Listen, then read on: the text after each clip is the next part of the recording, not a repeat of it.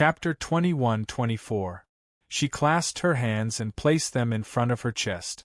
She said hesitantly, Why can't I do it just because I'm a holy maiden candidate?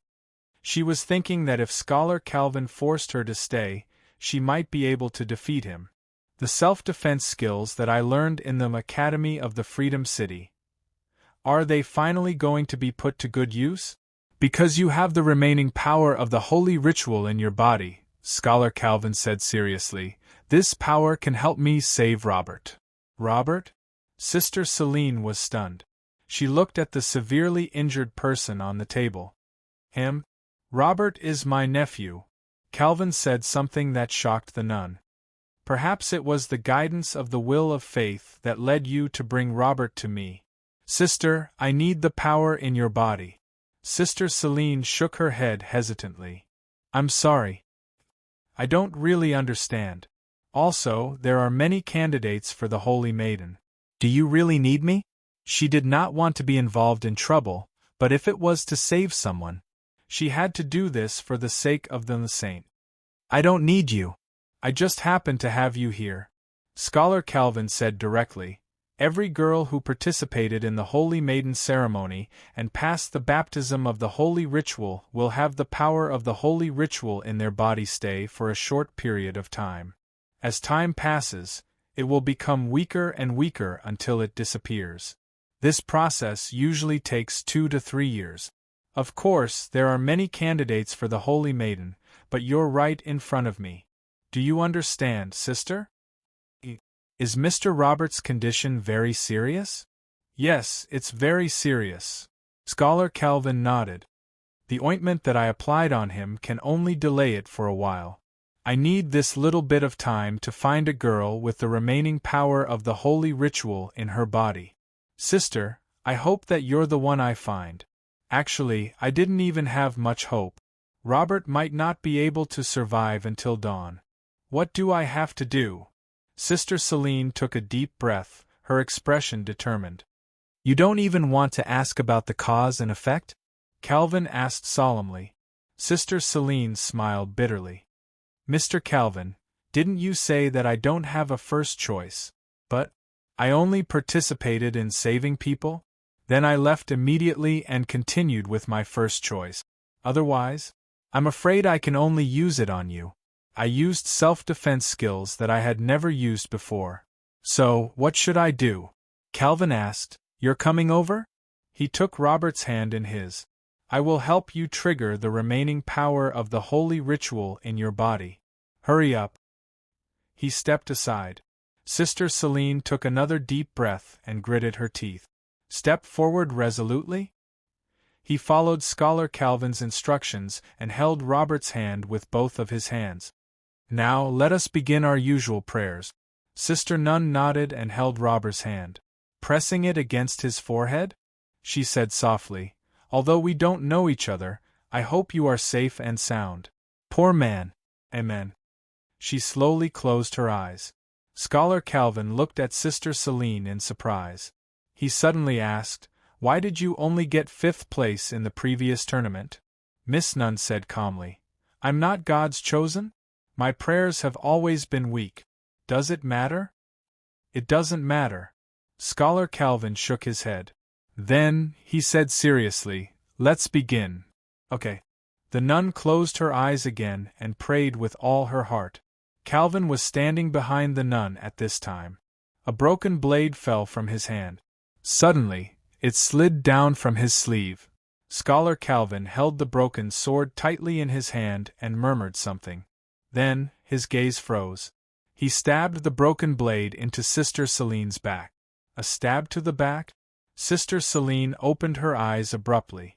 She felt a sharp pain accompanied by a terrifying sense of being pulled away from her body. Under the effects of the sharp pain and the sense of being pulled away from her body, Sister Serene seemed to see a dazzling world. Her conscious body in the dazzling world seemed to have fallen into a cold lake. She felt her body sinking and being swallowed by the abyss at the bottom of the lake. Sister Serene was instantly engulfed by fear and suffocation. Death. Ha! She took a deep breath. Driven by her instincts, she greedily inhaled fresh air for her exhausted body. Sister Selene even started to cough violently. She choked on water. She woke up in a very shallow pool, a pure white world and an endless pool that was barely above a normal person's knee. Sister Selene crawled up in fear. Outside the pure white world, she couldn't even see anything. However, it seemed like she was not the only one in the pool. Under the swaying water, Sister Selene looked at a person lying in the pool with an inconceivable gaze. Many, many people, densely packed, lined up neatly, just under her feet, stretching all the way. Sister Selene wanted to scream, but she quickly covered her mouth. This place was so quiet that she could hear the sound of her heartbeat. You did the right thing by holding back. Who is it? Faced with the sudden sound, Sister Selene looked around nervously, but she couldn't see a second person who woke up from the pool. Close your eyes first. Why? If you don't want to face death, do as I say. I'm going to drag you into my room. Quick, they are coming. The voice sounded again in Sister Selene's head. The voice sounded a little anxious. Sister Selene was helpless and could only follow the instructions. She slowly closed her eyes, took a deep breath, pinched her nose and sank into the pool again. Open your eyes. Sister Selene quickly opened her eyes when she heard the voice but was stunned by what she saw. At this time, she appeared in a church. How did she suddenly appear in a church? At this moment, she was even pinching her nose. Welcome to the mezzanine of consciousness. This time, the voice sounded as though it had materialized. Sister Selene turned around and saw a boy whose height reached her waist. He had white hair, white brows, and gray pupils. The boy was wearing a loose robe that didn't fit him at all. You are? You can call me. The boy with white brows and gray pupils smiled and said, Madanzo. Madanzo? Sister Selene frowned, trying to search for information about the name. However, the boy smiled and said, You have never heard of my name before. You can only hear my name and my voice here, Sister Selene. You know me? Sister Selene's face was filled with astonishment. I know you. I've witnessed your life, from your birth to your present. The boy named Madanzo nodded slowly. I've witnessed everyone who was born in the Holy Light Kingdom. What is this? Sister Selene clenched her fist and placed it before her chest. She looked around anxiously. The church was consecrating an angel. It was a statue of an angel with 36 wings, and on the feathers of each wing was an eye, an angel statue with countless eyes. I've said it before, this is a mezzanine of consciousness, the boy said slowly. To be exact, this is a transfer point between the Petitioner's Tower and the Destiny System. Why am I here? Sister Selene hesitated. I know about the Destiny System, but what is the Petitioner's Tower? The boy said, Before I answer your questions, are you prepared to know everything? Calvin should have told you about this. If you don't cause any trouble, you only need to stay here. Soon, you will wake up again. Then, you will leave Calvin's home and forget everything that happened tonight. An enormous desire for knowledge was madly attacking the determination in Sister Selene's heart. It was as if it was her instinct. Her instinct was driving her to open her mouth and ask the boy everything he knew. The countless eyes on the 36-winged angel statue seemed to have opened. All of them were looking at her, waiting for her answer. Finally, after coming to a decision, Sister Selene slowly sighed. I am only trying to save someone. The white-haired and white-browed boy was not surprised by her answer. However, he suddenly asked, You don't even know what Calvin and Robert did. Is it a good thing or a bad thing? For the sake of saving someone, you don't care if it is good or bad. Perhaps Calvin and Robert are doing something that is not good for the Holy Light Kingdom.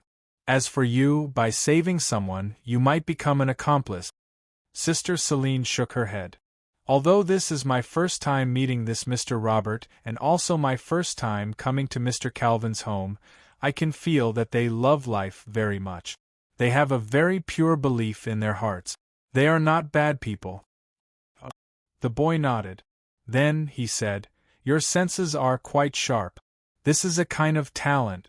Otherwise, your consciousness would not be able to reach this place. All right, I know your choice. Sister Serene, before you wake up, just stay here. They will not be able to find this place. They are referring to. The boy smiled casually and said, of course, it is the Destiny System's willpower guards. They always like to bite me and not let me go. Sister Serene opened her mouth. She subconsciously wanted to ask something. However, the boy winked at her. Sister Serene instantly understood what he meant. Then, she tightly pursed her lips. The boy also revealed a faint smile. Can I pray here? Sister Serene suddenly asked. There is nothing wrong with that, the boy said calmly. However, praying here is actually useless. Of course, you should still be able to comfort yourself. Do you still want to pray here? Sister Serene nodded. The saint of the city of freedom has fallen. The saint will be resurrected on the third day of the calamity. I also want to contribute my strength. Resurrection on the day of calamity, the boy seemed to be muttering. If back then there was someone who was willing to, what did you say? The boy shook his head. Just stay here. Remember not to look at the eyes of the statue. Remember. After saying that, the strange boy slowly disappeared before Sister Selene's eyes. Sister Selene subconsciously went to look for him. She looked around the church. Her gaze soon moved to the 36-winged angel statue. However, she instantly remembered what the boy had told her to say. She hurriedly closed her eyes and turned around. Her back was facing this strange 36-winged angel statue. The interlayer of consciousness, the petitioner's tower. Destiny System. Sister Selene suddenly shook her head and muttered to herself, don't think about it, don't think about it, don't think about it. However, they were still lingering in her consciousness. Francie Hotel, in the corridor of the floor reserved by Mr. President. The man in sunglasses walked to the door of a room. In front of the door, there was another man standing guard. Is there anything wrong? The man in sunglasses asked casually. This door has never been opened, the guard said casually. However, the soundproofing of this room is really good. I can't hear anything from inside. I'll go in and take a look. The man in sunglasses said, it should be about time. Let's see who this guy who sneaked in is. Let's see if he is qualified to be our companion. Hearing that, the guard swiped the key card and opened the door. At the moment when the door was opened, a figure suddenly rushed out. The man in sunglasses reacted quickly. In an instant, he used his knee to hit the figure that rushed out. However, he didn't manage to knock the other party down. The man in sunglasses even had his thigh grabbed tightly. The guy in front of him let out a low roar like a wild beast. He opened his mouth wide and wanted to bite the man in sunglasses. What's going on? The man guarding the door immediately shivered and quickly hugged the crazy guy from behind and pulled him away. The man in sunglasses frowned. He looked into the room and saw traces of destruction everywhere. Even the guy who was originally handcuffed to the chair was flipped to the ground at this time. Looking at the crazy guy at this time, the guard quickly said, I can't hold this guy down. What should I do? The man in sunglasses frowned and signaled the guard to let go of Asakes. The moment he let go, he quickly kicked Asakes directly into the room. The guard quickly closed the door of the room again. The two stood outside the corridor and saw the confusion on each other's face. Could it be the dosage used is too heavy? The guard asked hesitantly. The dosage is normal. The man in sunglasses shook his head. The guard thought for a while and said, that is to say, this guy is not used to the holy water? How unlucky, to encounter it with a 1 in a million probability. What should we do now? Robert is still locked up with this guy? Robert was the same. After the second injection, he actually went crazy as well, as if he had gone mad. What's going on? Fash. Is there a problem with the holy water? The man in sunglasses, Fash said expressionlessly. There is no problem with the holy water. If there is a problem, how can you still stand here normally? That's true. The guard nodded. What about now? Fash said quickly. I'll go see the president. Chapter 21-25. Looking at the closed door, Mr. Asakes rubbed his stomach and spat out a mouthful of blood. Then, he stood up slowly with a tense face. He heaved a sigh of relief, and then carefully approached the door of the room. At the same time, his hand grasped the doorknob, and then slowly twisted it. The door that was supposed to be locked could be opened now. At the moment when he rushed over, he took advantage of the chaos and quietly tampered with the door lock. The door was slightly opened, but it was enough for him to see some movement outside the corridor. Only a gatekeeper was standing. This guy was smoking with his back facing the door. Seeing this, Mr. Asakes suddenly opened the door of the room without saying a word. Then, with his hands on the ground, he directly wrapped his legs around the gatekeeper's neck and lifted him directly to the ground. The gatekeeper was shocked, but at this time, his neck was tightly wrapped, and he couldn't protect his knees. Mr. Asakes even grabbed his arm, making it difficult for him to turn over. After a while, the gatekeeper gradually stopped struggling. Finally, his body softened and he fainted. Gasping for breath, Mr. Arthasheth scrambled to his feet in a sorry state. School of Freedom City, you taught a lot of self-defense skills, but he hadn't used them for many years. Not only was he rusty, but he also had a big belly. It seems that I have drunk too much beer recently. Mr. Asakes shook his head, and then quickly searched the gatekeeper's body. He really found something. In addition to a dagger made of alloy, there was even a pistol. Mr. Asakes licked his lips and quickly inserted the dagger and pistol into his belt. He looked back at the room. Looking at the guy wrapped in gauze, he quickly said, "Brother, I'm sorry, I have to go first. After all, I'm afraid I can't escape. But don't worry, I will definitely bring someone to save you later." With that, Mr. Asakes dragged the unconscious gatekeeper into the room, locked the door again, and left. But what Mr. Asakes didn't know was that the moment he left, a man with sunglasses slowly walked out from the corner of the corridor. Fash, the head bodyguard who followed President Balaam to Freedom City. Fash didn't even chase after Asakes. Instead, he returned to the room and kicked the gatekeeper who fainted on the ground. The gatekeeper suddenly opened his eyes and got up. He even rubbed his neck. This guy is quite strong. Should I just let him go? I didn't plan to. The head bodyguard was looking for something on the ground. Soon, he found a syringe under the table and carefully looked at it under the light, but it seems that he is a smart guy. It's not worth wasting a holy water on him. Of course, I didn't plan to use it on him. So, the holy water is actually. The gatekeeper instantly shut his mouth. He knew very well that Fash would not want Mr. Balaam to hear that a portion of the holy water had not been used. The president has already gone to bed, Fash said indifferently. As long as we give him an answer before he wakes up, it won't be wasted. At this time, Fash's phone rang. He picked up the phone and said indifferently, "Has he left the hotel?" "Very well, I see." With that, Fash looked at the man guarding the door again and ordered, "Clean this place up, and keep an eye on Robert." "I know what to do."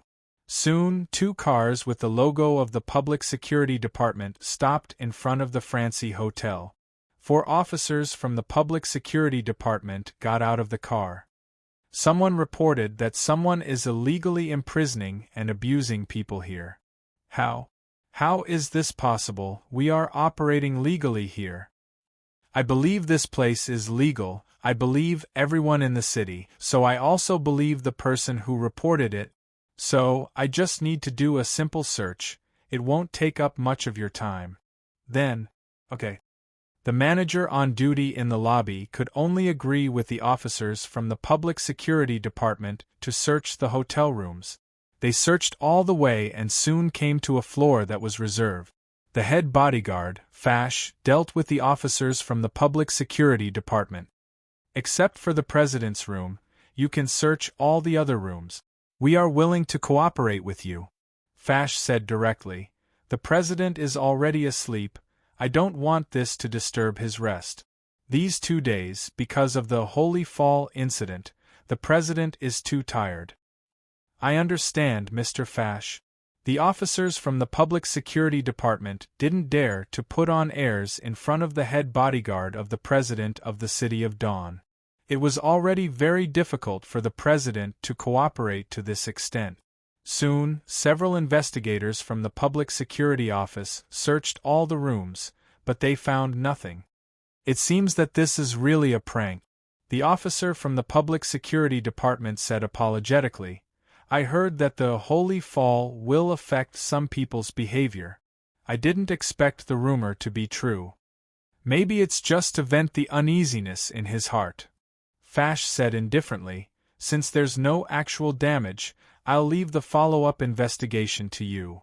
We know what to do, Mr. Fash, don't worry. The officer nodded and took off his hat. Also, please send my regards to the President and thank him for his contribution to the City of Freedom. We'll take our leave. I'll see you out. Mr. Asakes hid in the shadows of the alley across from the main entrance of the hotel. When he saw the man in sunglasses escorting the investigators out and chatting with them, Mr. Arthaces wasn't too surprised. The officers from the Public Security Department obviously knew that President Balaam was staying in this hotel. But because of the integrity of the people of the Holy Light Kingdom, they would definitely come. Brother, it seems that it won't be that easy to save you. Mr. Asakes looked up at a certain spot on the upper floor of the hotel and sighed before sneaking into the alley. After this incident, the phone wouldn't work anymore.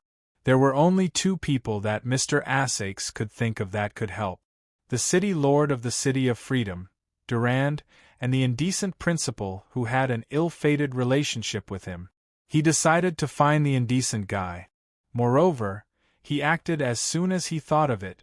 If he delayed any longer, the guy with the sunglasses would at least move the heavily injured brother away.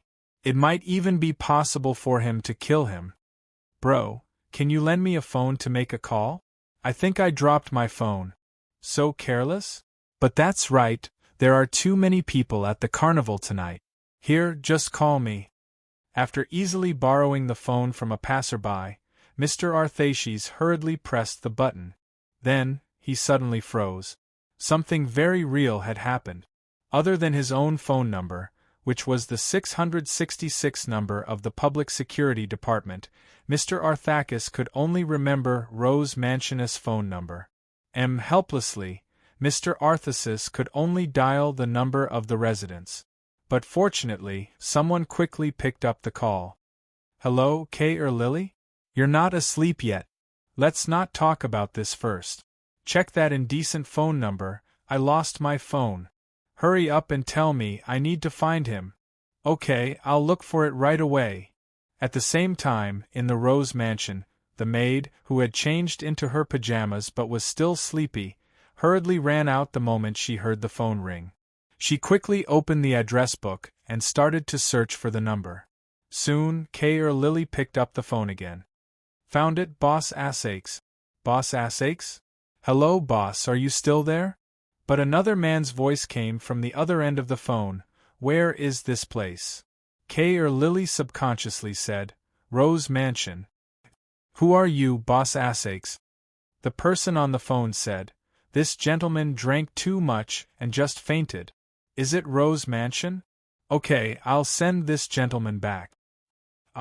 Kay or Lily wanted to ask more, but the phone was directly hung up. But when she called back, the phone was turned off. Kay or Lily couldn't help but gradually feel uneasy. The passerby who answered the phone had already passed out on the ground. At this time, Mr. Arthaces was pressed to the ground by the 2 men. He even covered his mouth. The man in sunglasses held the phone in his hand and squatted in front of Arthaces. He chuckled and said, Arthaces, I know your name now. What do you want? The man in sunglasses chuckled and suddenly swung his head, using his forehead to hit Asash's face, causing blood to flow out from Mr. Asash's nose. The man in sunglasses smiled, then stood up and ordered, "Go to Rose Mansion, it seems we have something to do." Sister Selene had always felt that it was blasphemous to be in a church with one's back facing the statue. But she couldn't seem to connect that strange angel statue with the holy God. The boy who called himself Madanzo didn't appear again. Sister Selene didn't know how long she had stayed in this church. Along the way, there were several times when she almost couldn't hold herself back and turned around to observe that strange angel statue. She felt as though a demon had entered her heart. She even had a premonition that if she continued to stay here, sooner or later, she wouldn't be able to hold herself back. If I can't look at the statue then? Silence is a condition that can easily cause one's mind to wander. Sister Selene looked at the door of the church absent-mindedly. I just want to open it a little and see what's going on outside. There shouldn't be any problem, right? After all, Madanzo only told her not to look at the eyes of the angel statue. He didn't say that she couldn't open the door of the church. She hesitated for a moment before the door. In the end, her desire to leave overcame her fear of the unknown. She slowly opened the door of the church a little, and then completely opened it. The church, there was nothing around the church. Because this church was floating, there was no sense of direction. Sister Selene held onto the door of the church in horror. She was completely shocked by what she saw. People, tens of thousands of people. Men, women, old people, children. They wore white clothes and trousers. All of them appeared around the cathedral in a beheading posture. Above, below, to the left, to the right, to the front. Countless people were hung outside the church. Screams. Sister Selene instantly fell to the ground, her face pale. At this moment, these tens of thousands of people, who seemed to be hanging people, opened their eyes one after another. Countless pairs of eyes turned to Sister Selene in that instant.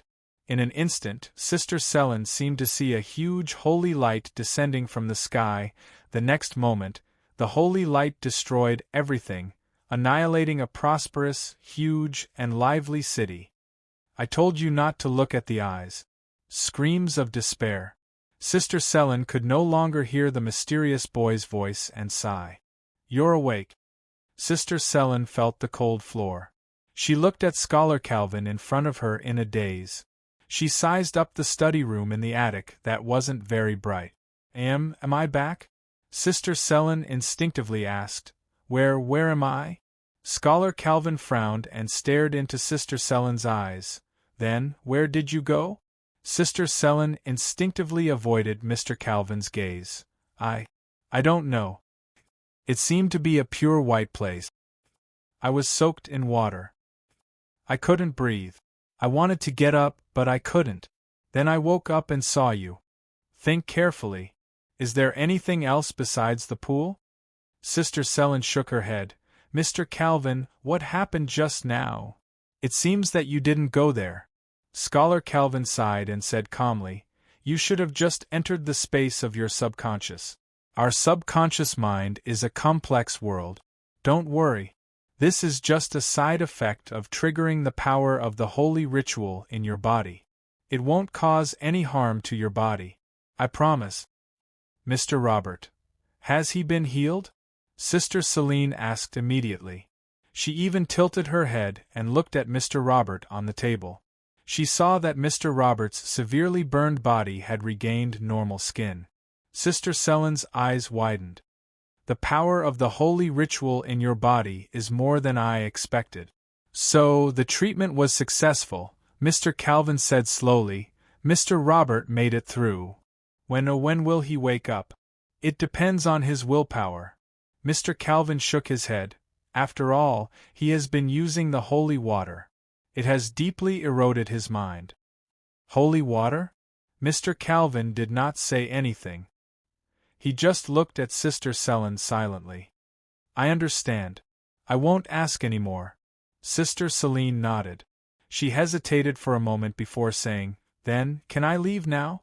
Anyway, I've already saved him, go back. Mr. Calvin nodded and said, but before you leave, please take this with you. Looking at the long box Scholar Calvin gave her, Sister Selene asked hesitantly, what is this? When you are in danger, please open it, Scholar Calvin said seriously. This is my reward for saving Mr. Robert. I didn't save him for a reward. Sister Selene shook her head. Then, for the sake of the children you've been taking care of, please reserve some of your power to protect yourself, Calvin suddenly said. How did you, when you were unconscious, you kept shouting some names? Scholar Calvin said casually, I think it might be some children. At least, they are very important to you. Sister Selene looked at the long box and finally accepted it. Rose Mansion, it's here. In front of the mansion, Mr. Assashes's hands were handcuffed. At the same time, his mouth was tied with a rolled-up cloth. The man in sunglasses. Mr. Fash looked at the mansion in front of him and was about to open the door. Wait, I think I remember something. One of the men quickly said, Boss Fash, I remember where I heard about this Rose Mansion. Fash stopped. The subordinate said with a serious expression, Rose Mansion, the hotel opened by the Saint Father of the City of Freedom. It appeared in the City of Freedom Traveler's Guide. The Saint Father's Hotel? Fash frowned and shook his head. Not to mention the Saint Father, even the Saint of the City of Freedom is already Saint Death. There's nothing to worry about. After that, Fash opened the door and walked in first. The moment the door was opened, Miss Maid, who was sitting quietly by the window, slowly opened her eyes. Her dark blue eyes seemed to have a whirlpool. It really can't stop. Chapter 21-26. Hearing the movement from the door, Kay Forehead Lily put on a coat and hurried out. Boss, however, what was reflected in his eyes was the scene of Mr. Arthaces being escorted in. In addition to a man wearing sunglasses, there were 3 other guys who didn't look kind. What do you want to do? Let go of Mr. Assakes. At this time, the maid seemed to be unexpectedly courageous, but her courage obviously didn't have much effect in front of Fash and the others. Fash just casually waved his hand, and in an instant, a man stepped forward, easily captured Kay Forehead Lily, and pushed her into the lobby of the mansion. In the lobby's lounge, Kay Forehead Lily was caught by the hands and couldn't struggle. As for Mr. Assakes, he was directly put on the ground. Tell me, Assakes, right? Fash leaned on the sofa and asked casually, Who ordered you to do this? I said, I went by myself, no one ordered me. Mr. Assakes gritted his teeth. Brother, it's not too late to stop now, really. Fash chuckled, so, you still have someone behind you, right? No. Mr. Assakes shook his head. It's just that the saint said, don't go down the evil path. Fash shook his head. It seems that you don't care much about this lady. I hope my companion knows how to be gentle. No, don't come over. Kay Forehead Lily screamed in an instant. At this moment, something flew out quickly and hit the back of the head of the man who grabbed Kay Forehead Lily. It was a cup. Fash narrowed his eyes in an instant and looked up at the corridor above the lobby.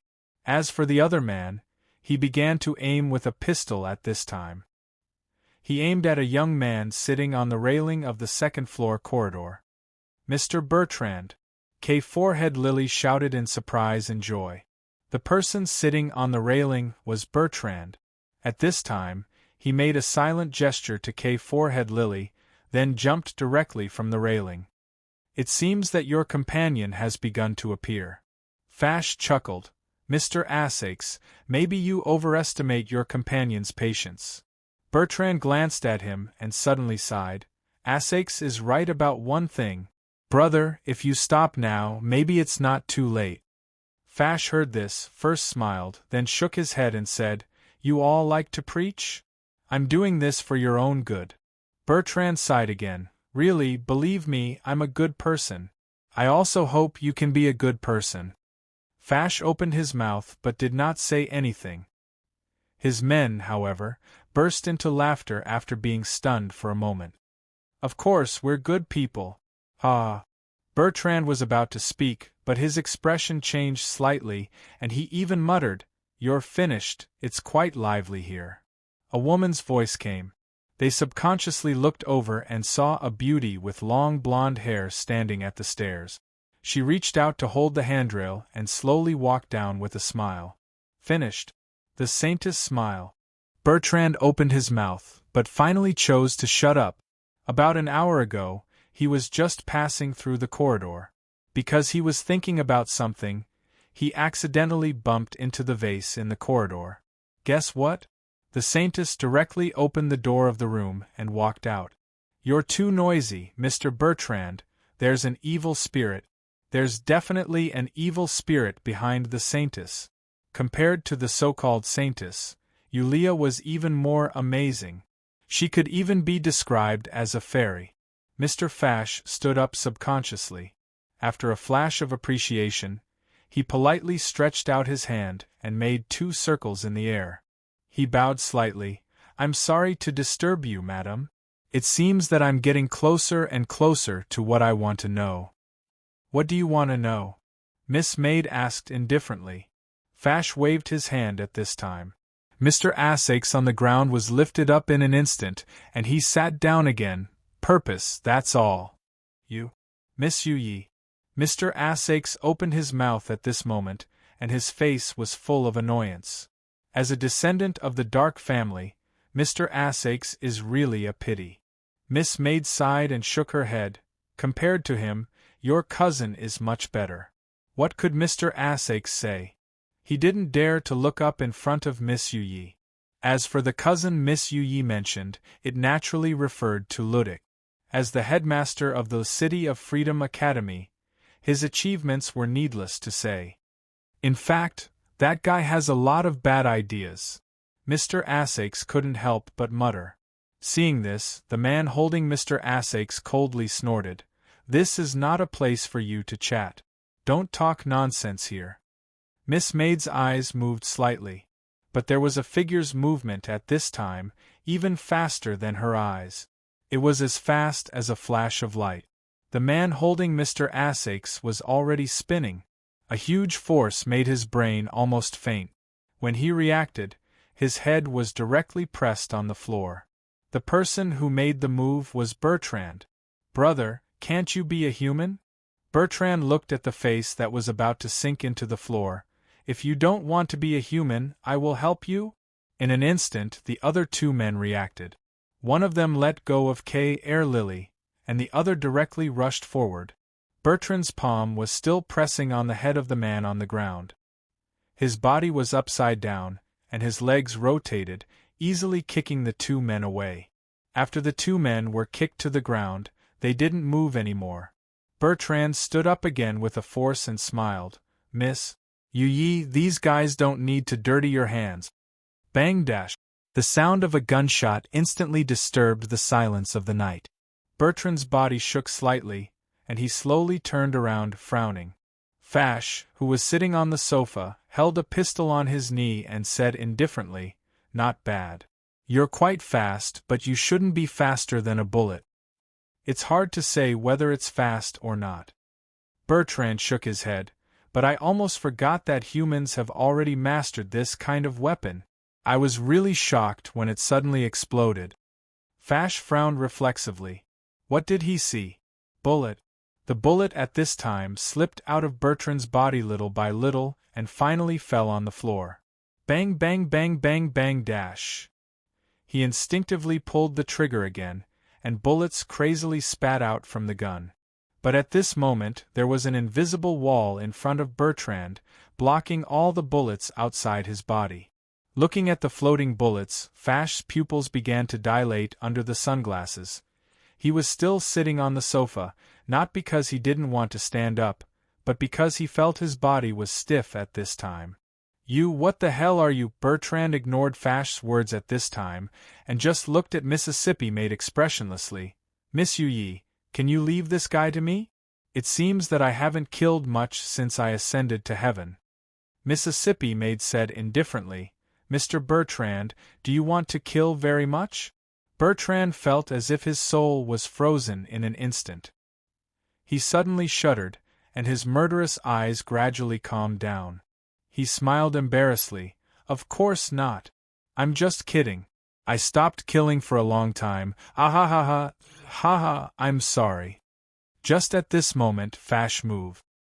He directly jumped up, stepped over the sofa chair, and rushed madly toward the door. Mississippi Maid looked over in an instant, and her eyes lit up slightly. In an instant, Fash only felt that the door was getting farther and farther away from him.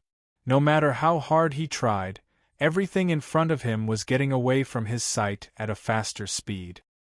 He subconsciously looked around, only to find that the surroundings had become a long bridge, with bottomless abyss on both sides.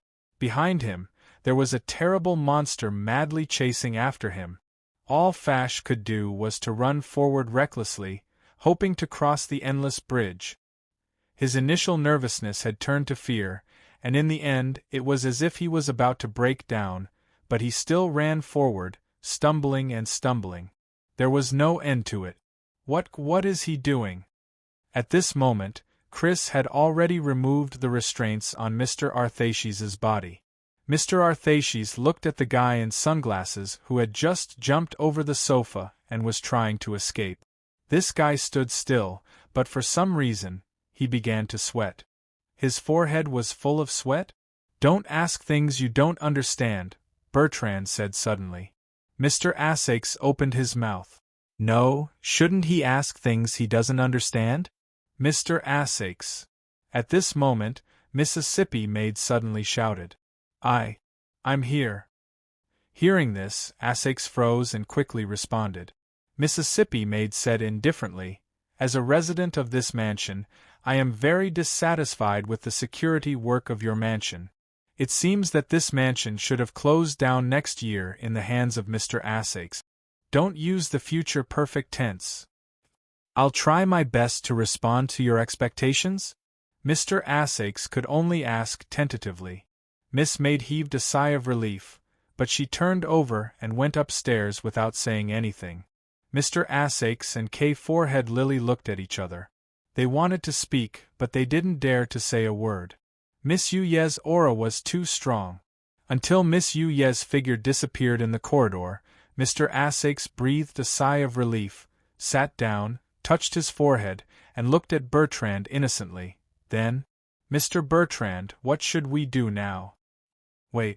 Bertrand shrugged. According to Miss Yuye's, well, with her temperament, this guy in sunglasses will be punished to stand at least until morning.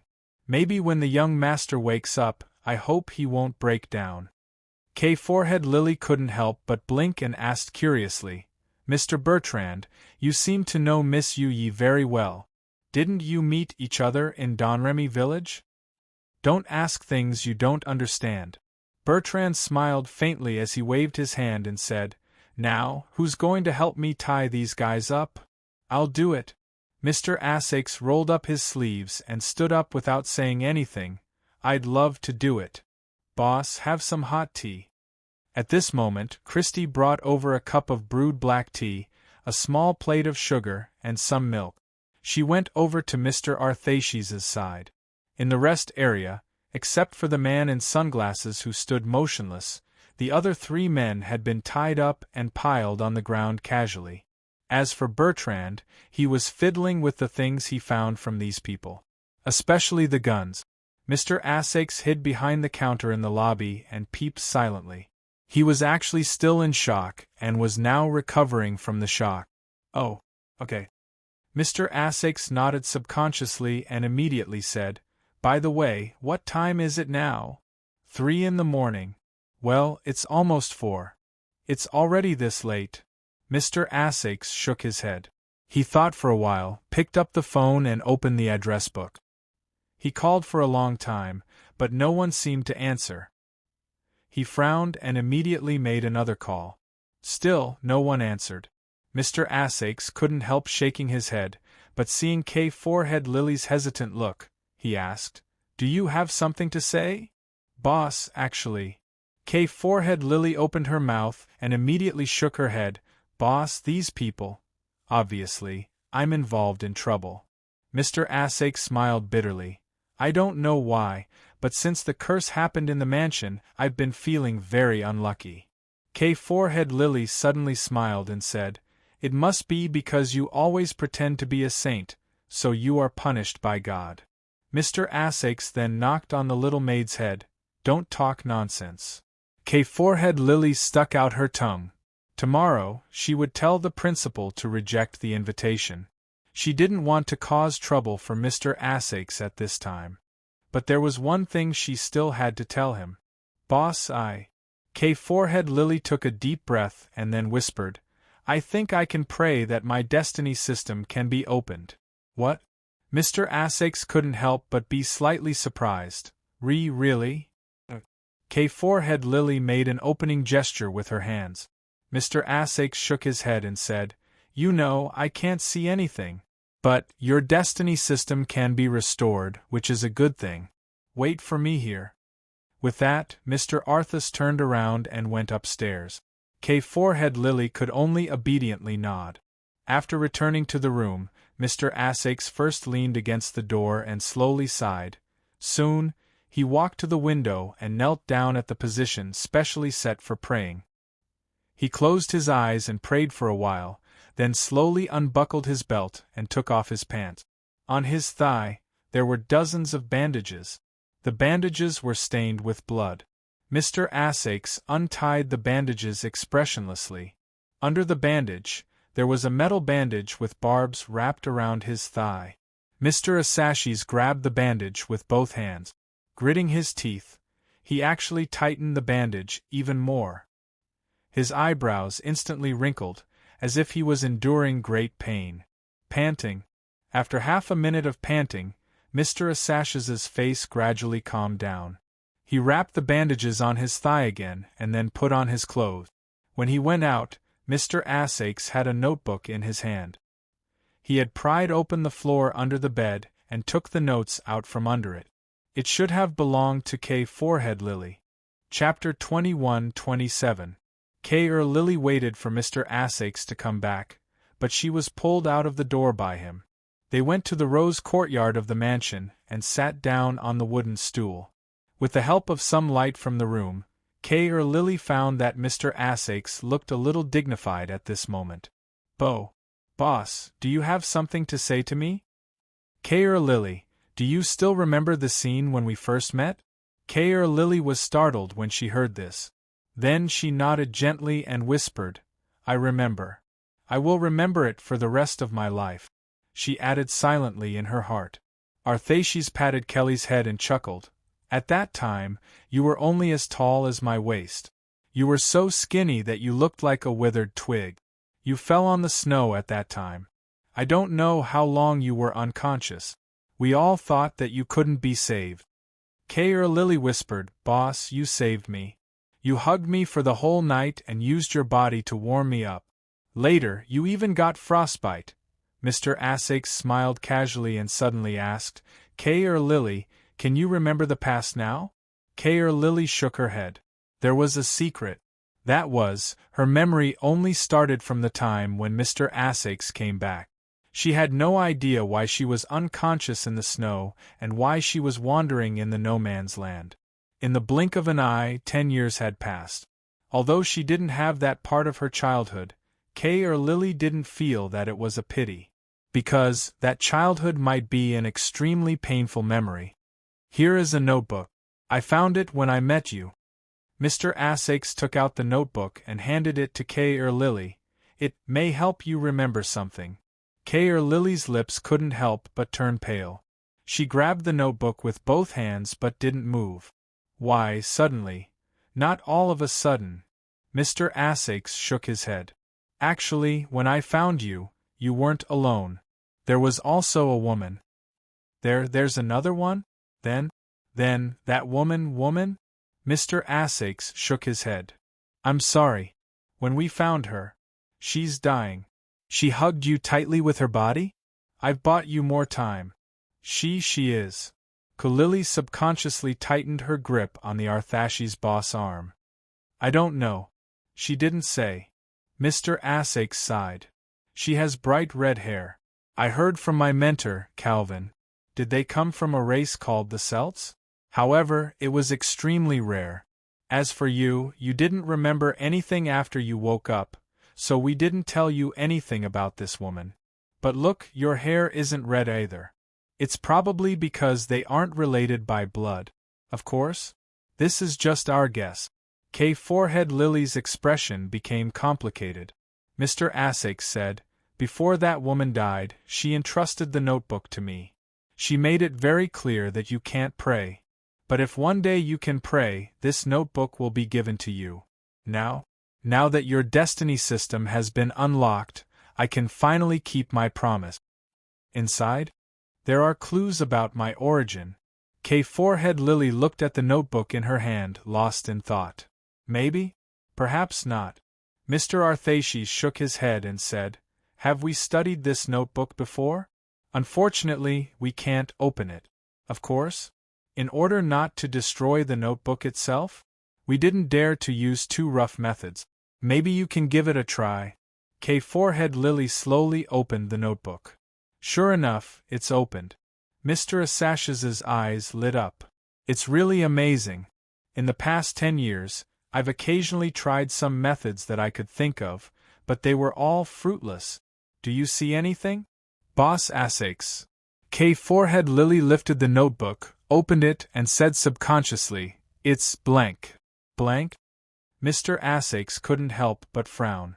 Since the notebook was opened, he took it from Forehead Lily's hand and flipped it back and forth several times. The notebook was indeed blank. This was indeed given to us by that woman when we found you. Mr. Asakes shook his head. My mentor Calvin and Ludic can testify about this matter, because they were also at the scene. You know, didn't you see them with me when you woke up? As for why it's blank, I'm afraid you can only solve this mystery by yourself. I believe you, boss. Forehead Lily nodded. When they were young, Mr. Asakes, Principal Ludic, and Grand Scholar Calvin once traveled together in the 7 capitals. They even explored many unfamiliar areas outside of the 7 capitals. At that time, in order to make it easier for them to travel, these 3 gentlemen even formed a band called Firebomber. Mr. Asakes even changed his stage name to Hot Air Arthas.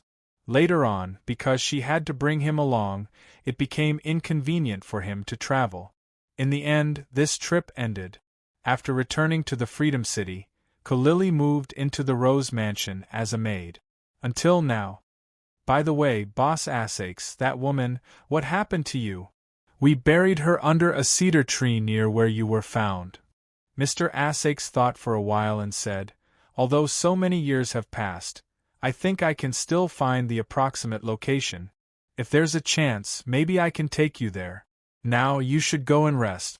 After so many things happened tonight, I think you need a quiet environment. Lily shook her head. It's going to be dawn soon. I should go and prepare breakfast for the guests. Otherwise, I'm afraid that Miss Yu Yi will complain again. Her eyes are really scary. She's so beautiful.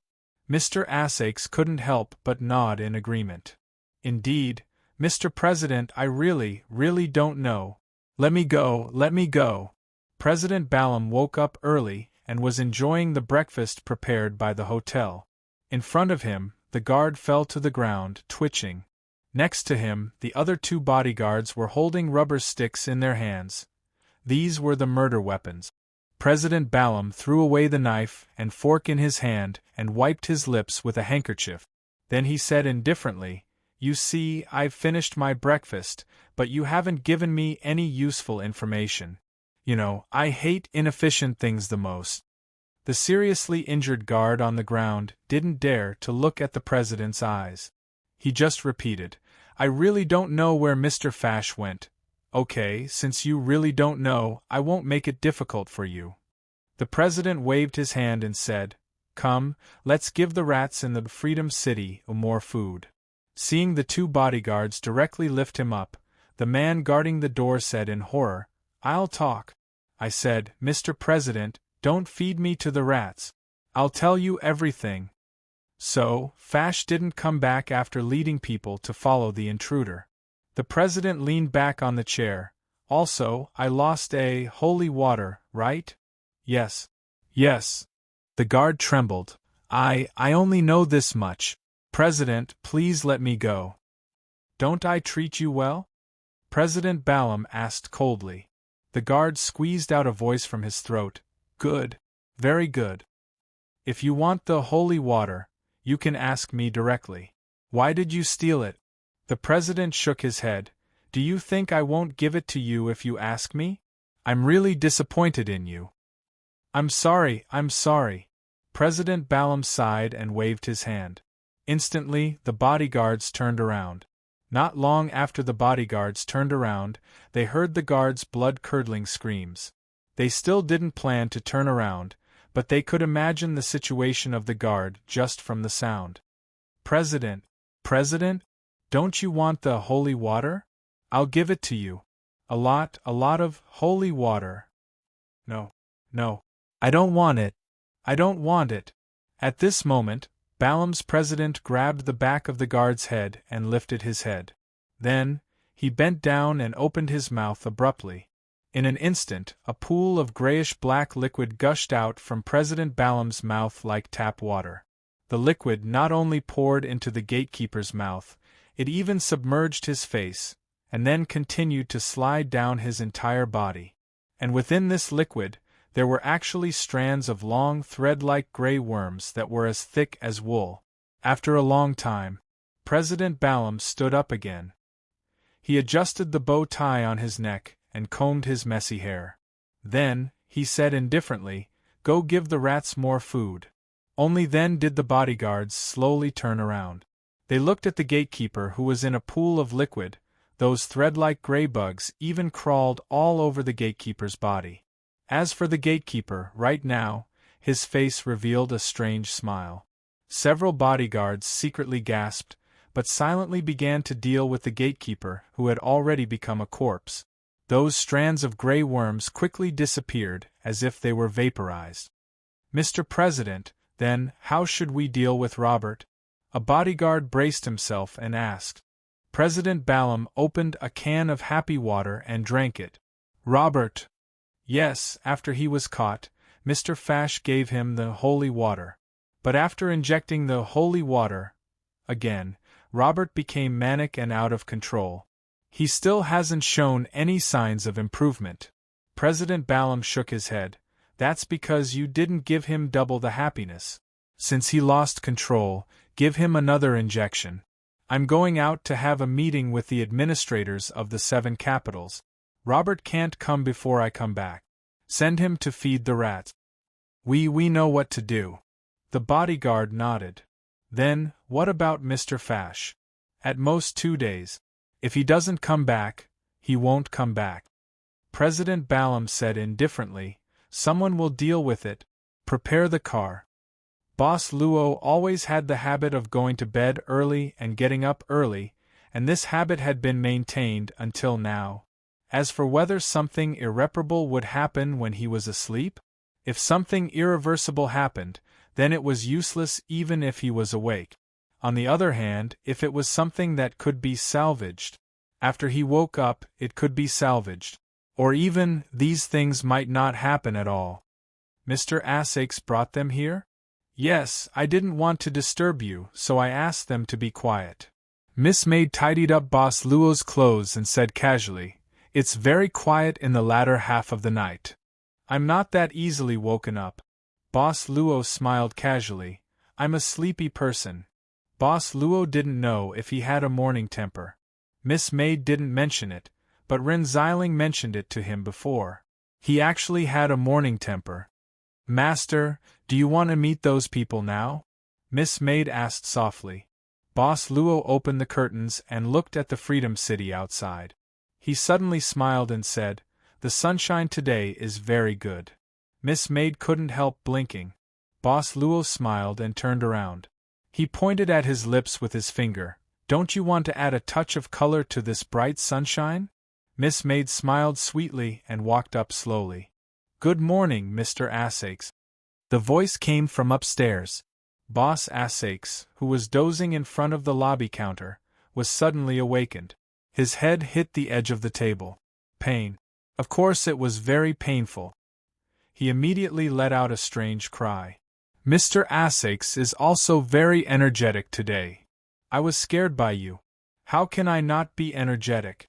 Boss Essex rubbed his head and smiled bitterly. You finally woke up.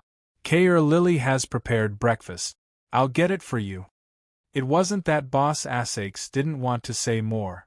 It was mainly because Miss Maid was looking at him at this moment, which made him feel scared. Seeing Boss Essex run out in a hurry, Bertrand also quickly stood up and said subconsciously, Well, Mr. Luo, good morning. Good morning, Mr. Bertrand. Mr. Luo. Bertrand quickly said with a serious face, Mr. Luo, I've been watching these people all night. They are all here. But since these guys came, there seems to be an extra pair of eyes outside the mansion. I didn't want to disturb you, so I didn't turn it off. Anyway, that guy doesn't seem to want to come in for the time being. Mr. Bertrand is very reliable. Boss Luo smiled slightly. Bertrand smiled awkwardly. He wanted to say something, but then he didn't say anything. The main reason was that the saint was looking at him at this moment, which made him feel scared. Boss Luo didn't care too much about the guys on the ground. He just glanced at Fash, who had been standing there all night. After this glance, Fash's body suddenly trembled, and then he collapsed on the ground, like an exhausted person. His eye sockets even had shadows in them at this moment, as if they were sunken. Saint ability user. Fash, who was paralyzed on the ground, was full of fear at this time. You are Saint ability users. Saint ability users? Boss Luo blinked and smiled. It's a good thing to be able to generalize with your own knowledge. In fact, you can be anything. Your name is Fash, right? He was even more frightened. His body even trembled a little, but his face was not pale. Instead, it became redder as if it was burning red. At this moment, hot smoke began to escape from Fash's body. Fash seemed to be suffering great pain. His eyes swept around frantically, then stared at the coffee table. On the coffee table, there were all the things that Bertrand found. Fash rushed over in an instant, but instead of getting the weapons on the coffee table, he eagerly opened a metal box. There was a syringe inside. Without thinking, Fash directly injected his arm with the syringe. Mr. Luo? Bertrand frowned at this time. But Boss Luo just shook his head gently and let Fash complete the injection. At this time, Fash, who had completed the injection, knelt on the ground at once, but the painful expression on his face gradually faded. Instead, he showed a strange and satisfied smile. After a while, Fash slowly exhaled and stood up again. The effect of the holy water is the best after the injection. At this time, I will be particularly clear-headed. So, what do you want to ask me? Anything is fine, I just ask that I don't experience that kind of endless running environment again. Bertrand's heart at this time particularly clear-headed? Are you sure you don't become particularly afraid of death? Boss Luo smiled casually at this time and said, Mr. Fash, what do you think we should ask? Fash couldn't help but frown. He thought for a while and said, You are not here for the Grand President's secret? Boss Luo said, then asked, What secret will the Grand President have? This? Fash felt that the holy water might not have taken effect yet. He doesn't seem to be clear-headed yet? Seeing this, Bertrand couldn't help but open his mouth. This future son-in-law and the Saintess are inexplicably compatible, no wonder they can walk together. Chapter 21-28. Please have some tea. Kayer Lily was serving tea to everyone in the hall, perfectly fulfilling her duties as a maid of Rose Mansion. Of course, Fash was not part of this. Mr. Fash, who almost smashed Mr. Assash's nose with his head last night, was unusually silent at this time. He knew that there was no possibility for him to escape. Escape? As long as he had this thought now, his body's instinct would directly resist him, making him want to vomit. In that endless world of running, Fash had vomited countless times. But if he didn't want to die, he could only continue to run. That was an experience that even his rationality would want to seal away. But in fact, everyone's eyes were more on Boss Luo at this time. This mansion was a Sash's property, but unknowingly, Boss Luo was more like the owner here. He had the strange power to become the center of attention and the center of everything. Bertrand was silent. He had to admit this because he himself had unknowingly become one of the affected ones. Bertrand suddenly had a strange feeling at this time. If the future son-in-law was compared to the sun, then everything in the world would follow a fixed law and revolve around this sun. We are probably born to serve this sun, right? This was a very strange feeling. It even disappeared in a flash, leaving only a trace of a strange feeling of indifference. Bertrand shook his head subconsciously to get rid of this strange feeling for the time being. He then coughed softly and looked at Fash, who seemed to be waiting for a verdict, and said, "There is a guy outside the house who has been staring at this place since last night. Don't you want to invite this guy in to have a seat?" Outside the house? Fash was startled when he heard this and immediately frowned. "I only brought these people, and they have been caught by you. Who else can there be?" "Not your people?" Bertrand showed a puzzled look. "You really don't know? I have no reason not to cooperate." Fash shook his head and said, "Since you said that someone has been keeping an eye on this place, with your ability, you could have just brought him in. Whether he is one of my men or not, we will know after a confrontation." Without saying a word, Bertrand turned to the door and said indifferently, "Son-in-law, you guys talk first. I'll be back soon." It was a very swift and decisive way of doing things. Seeing this, Boss Luo moved closer to Miss Maid and said casually, "This Mr. Bertrand is very decisive. It's one of the few advantages." Miss Maid looked as usual. Boss Luo chuckled, then looked at Fash and said, "Mr. Fash, please take a seat. Just treat this as a tea party. You just said that some of the Grand President's secrets are starting to interest me."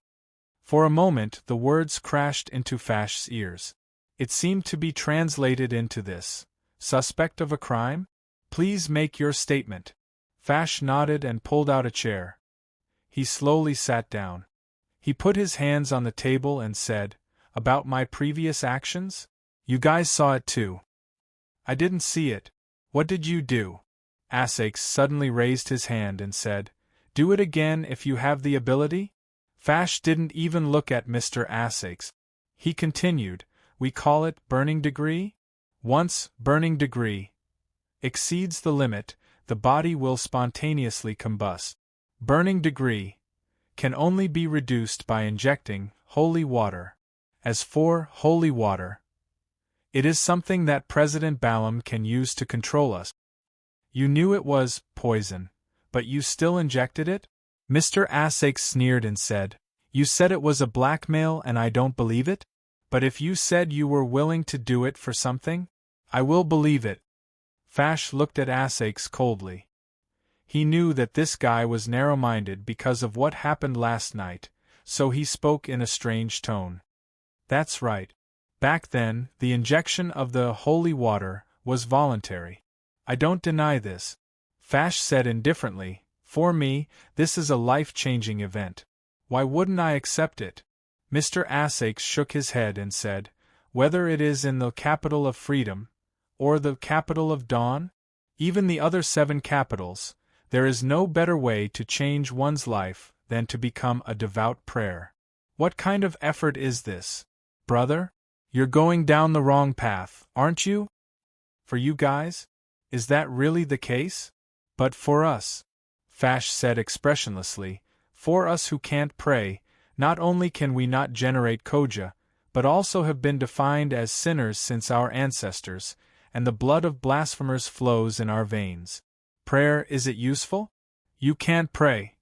Mr. Arthaces stood up abruptly, but quickly sat back down. "I can pray," Fash said indifferently. "Since I used holy water, I can already pray." Mr. Arthaces widened his eyes in disbelief. He knew what the sinner's bloodline was. It was the bloodline of those who had blasphemed against the saints and were exiled to a desolate land outside of the 7 capitals after being judged. When he, Mentor Calvin, and Ludic traveled together as an orchestra, they had come into contact with the descendants of sinners. The environment in those places was as bad as purgatory, and the descendants of sinners seemed to be suffering. But holy water could make the descendants of sinners pray again. Subconsciously, Mr. Essex looked at Kay Air Lily. The little maid of the mansion seemed to have thought of something at this moment. She gripped her skirt tightly and even bit her lips. Such a thing can't exist. Mr. Essex shook his head. This is a challenge to the supreme of the 7 capitals, and even the faith of the entire Holy Light Kingdom. This is heresy. It's up to you to believe it or not, Fash said indifferently. At this moment, Boss Luo suddenly asked, "Can you tell me the origin of this holy water? Since it's a method that Mr. President used to recruit you, it means that the holy water was made by Mr. President? Mr. President is the only living source of holy water." Fash thought for a moment and said, "Only he completed the transformation into a receiver of holy water. The President. That Balaam, that bastard, was able to rise from a nobody to the President of the City of Dawn in such a short period of time. You'll never know how many officials in the City of Dawn are people of the holy water system. Even I don't know. The source of holy water and the receiver?" Miss Maid thought for a moment and said, "In other words, this President is also a descendant of sinners." "Should be." Fash nodded. "But I'm not sure. I only heard Balaam talk about some things about the land of sin. But in theory, only those with sinners' bloodlines who were exiled there and their descendants would know about the land of sin. The people of the 7 capitals wouldn't step into a terrifying place like the land of sin. What is the transformation of holy water's receiver?" Miss Maid said indifferently, "It sounds like a kind of research." "I don't know." Fash shook his head and said, "I only know these terms. Balaam said it by accident. It's even possible that it's just to mislead me. Balaam will be wary of us even when we're under the control of holy water. He never really believed in anyone." "I need a sample of holy water," Miss Maid said directly. Fash said helplessly, "I don't have any more. The one I used just now was embezzled from this guy. You made me fall into that terrifying spiritual world and greatly increased my burning value. Otherwise, I could at least last until tomorrow." "Don't they have it on them?" Essex pointed at the guys on the ground. "They're the same as me." Fash shook his head. "Balaam will give us holy water regularly, 1 dose each time, never more. Once something happens to the President, Mr. Fash, you won't be able to obtain holy water, so you can only protect him carefully." Boss Luo nodded. "It's like something a suspicious person would do. But telling us these things is equivalent to betraying the President. Aren't you afraid, Mr. Fash?" Fash said, "Holy water not only allows sinners like us to regain the ability to pray, but it can also make our minds more active and our physical strength better. It's an all-round improvement. Because of this, I can grasp the current situation very well. Balaam is doing something very crazy. I hope to see someone who can stop him." "What does he want to do?" Essex asked in a deep voice. "Holy water is a very special substance," Fash said in a deep voice. "The saint of the City of Freedom will be resurrected on the 3rd day after the calamity. If the resurrected Holy Maiden herself was a user of the holy water, then the resurrected saint might also. Maybe. Maybe what? Just like us. He's an evil blasphemer. How dare he? It's not a matter of whether he dares or not, but he's already doing it." Fash shook his head. "At the very least, I know that all the candidates in the Holy Maiden ceremony have unknowingly used the holy water. No, I have to expose his evil deeds." "How are you going to do that?" Fash sneered. Now that the Supreme Beings are preparing for the resurrection ceremony, They won't care about what's going on below. You can't get them to respond to you. Currently, the City of Freedom is under the charge of the managers of the 7 capitals.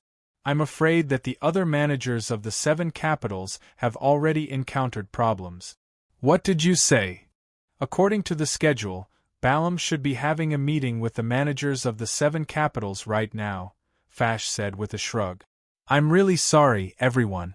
I was too busy last night, and I almost couldn't get up in the morning. We've just arrived, President Balaam. You're too polite. Please take a seat, the mayor of Durand City said with a smile. In the meeting room of the City of Freedom City Hall, other than him, the managers of the 7 capitals were also present. Today was the last meeting for the resurrection ceremony that was about to begin. This meeting will be presided over by Lord Archangel Langdo. After everyone was seated, the mayor of Durand City made a grand introduction. He looked at the young man sitting at the head of the table with an extremely respectful expression. High Archangel Langdo was probably the most respected person in the Holy Light Nation other than the Supreme Beings. However, this High Archangel seemed to be a little absent-minded this morning. However, ever since the president of Balaam entered the office, High Archangel Langdo seemed to have regained his focus. Langdo, come and sit beside me. The managers of the 7 capitals looked at each other in surprise. It seemed that the president of the City of Dawn was very favored by the Holy Light. However, it made sense since the City of Dawn had always provided the most amount of willpower. The managers of the 7 capitals sat down with different thoughts in their mind. At this moment, Langdo looked at the president of Balaam who was sitting beside him and said, Balaam, did you bring those candies? My mouth is a little bland. Everyone was stunned. As a high archangel, he liked to eat candies? I'm really sorry, Lord Langdo. The president of Balaam said apologetically, I left in a hurry to attend the ceremony in the City of Freedom, so I didn't bring them with me. You didn't. Langdo frowned impatiently. The president of Balaam then said, But I brought some juice. It tastes the same. If Lord Langdo doesn't mind, I can ask my subordinates to bring some over. Hurry up and bring it over. I miss that taste, Langdo said. The president of Balaam turned around and looked at his subordinates. Soon, his subordinates brought in an exquisitely packaged bottle and some cups and distributed the juice to everyone. This is a very rare specialty of the City of Dawn. There isn't a lot of it produced each year. Since I've brought it here, I'll give it to everyone, the president of Balaam said with a smile. What time is it? Who has the mood to care about this? A female manager of the 7 capitals frowned and pushed the cup away. Balaam, this is the City of Freedom, not your city of entertainment. Delicious. It's really delicious. The High Archangel finished the juice in one gulp. The High Archangel even felt that it wasn't enough. He snatched the bottle from his subordinate's hand and started gulping down the juice. Why are you looking at me? Langdo wiped his lips and said energetically, You should try it too. I believe you will fall in love with this taste. It was indescribably strange. But this was the High Archangel. After all, the City of Blazing Sky and this High Archangel were of the same origin. The Pope could only express his gratitude. Well, since High Archangel said so, the Pope of the City of Blazing Sky hesitated for a moment before picking up the cup and taking a sip. How is it? Does it taste good? Langdo looked at the Pope and asked with a smile. Indeed, it's a little novel. The Pope nodded. He drank the juice as if he didn't drink it at all. He couldn't taste anything at all.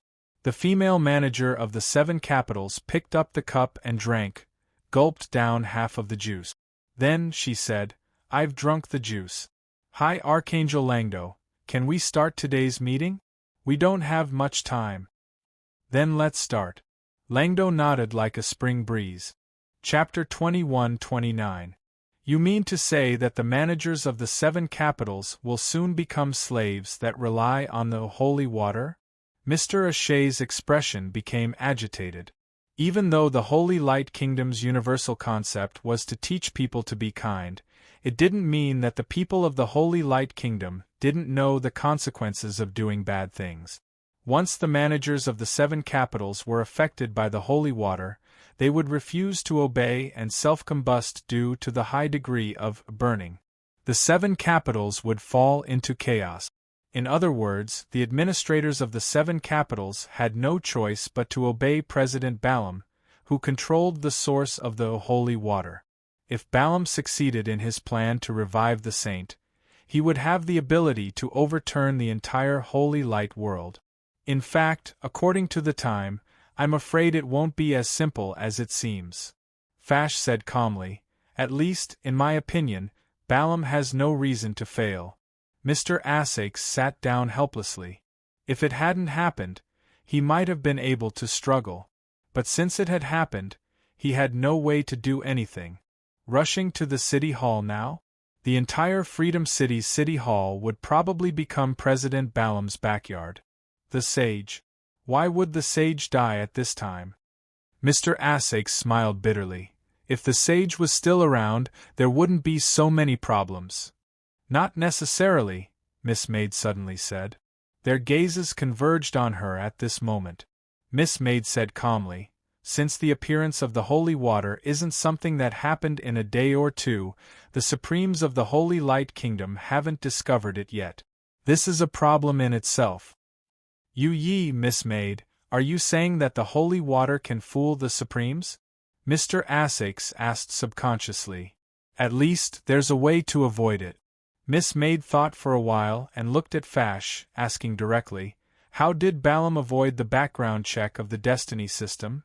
Fash was surprised. He opened his mouth. After a moment of silence he frowned and said, you actually know about the background. It seems that you aren't just an ordinary sacred ability user. That's right, Balaam does have the ability to. His voice stopped abruptly. At this moment, Fash suddenly grabbed his neck with both hands. His eyes were wide open and his mouth was slightly open as if he wanted to say something, but no sound came out. What are you doing? Mr. Asakes was shocked. He went forward without thinking and tried to pry Fash's hands away. But in the end, he was still a step too late. Fash suddenly exerted force with both hands and broke his own neck. All of this happened in the span of a breath. At this time, Arthesis had just stood up. He's dead. Mr. Asakes turned his head and looked at Boss Luo and Miss Maids. Miss Maids? Just now, why did he suddenly crack, crack, crack? At the same time, the sound of bones shifting could be heard. It was Fash's men who were tied to the ground.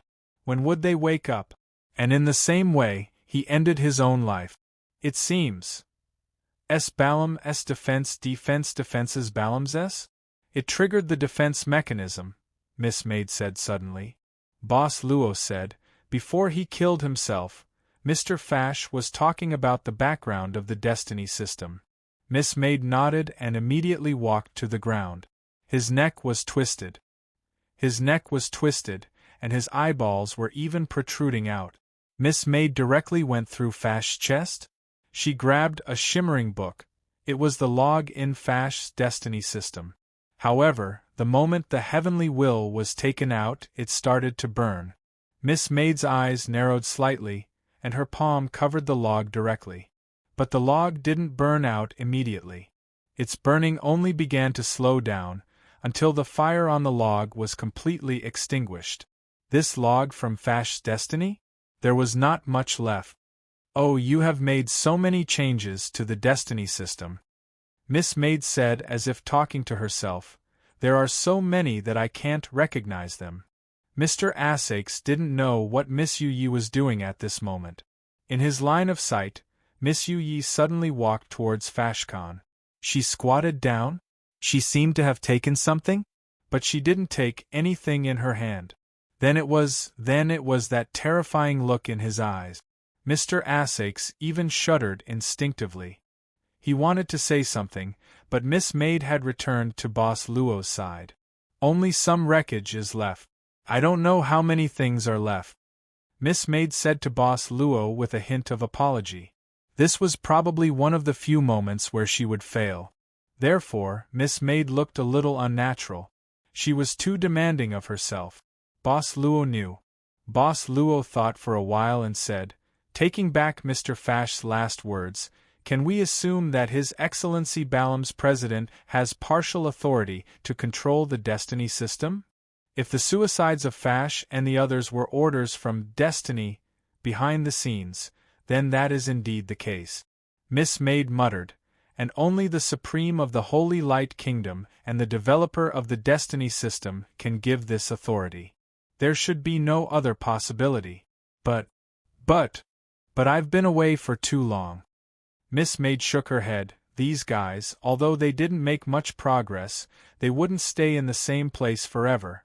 The destiny system has been evolving all this time. Perhaps some mechanism has been born. Master, I need some time to analyze this remnant log. Don't you need me to do it? Boss Luo smiled casually. Miss Maid's eyes lit up. I will try my best to catch up with your time. Boss Luo closed his eyes and opened them again, saying, My time is 2 days. Miss Maid nodded. Normally, I should need 2 days. But in this case, 1 day and a half, no, 1 day is enough. Then I'll wait for your good news. Boss Luo nodded. Miss Maid excused herself and went upstairs. Her actions were fast, even more serious than when she beat up Kelowna and Shinryu. Ahem. Mr. Essex coughed lightly and looked at Boss Luo. You seem to be talking about something very powerful just now, and then, you don't intend to explain it to me, right?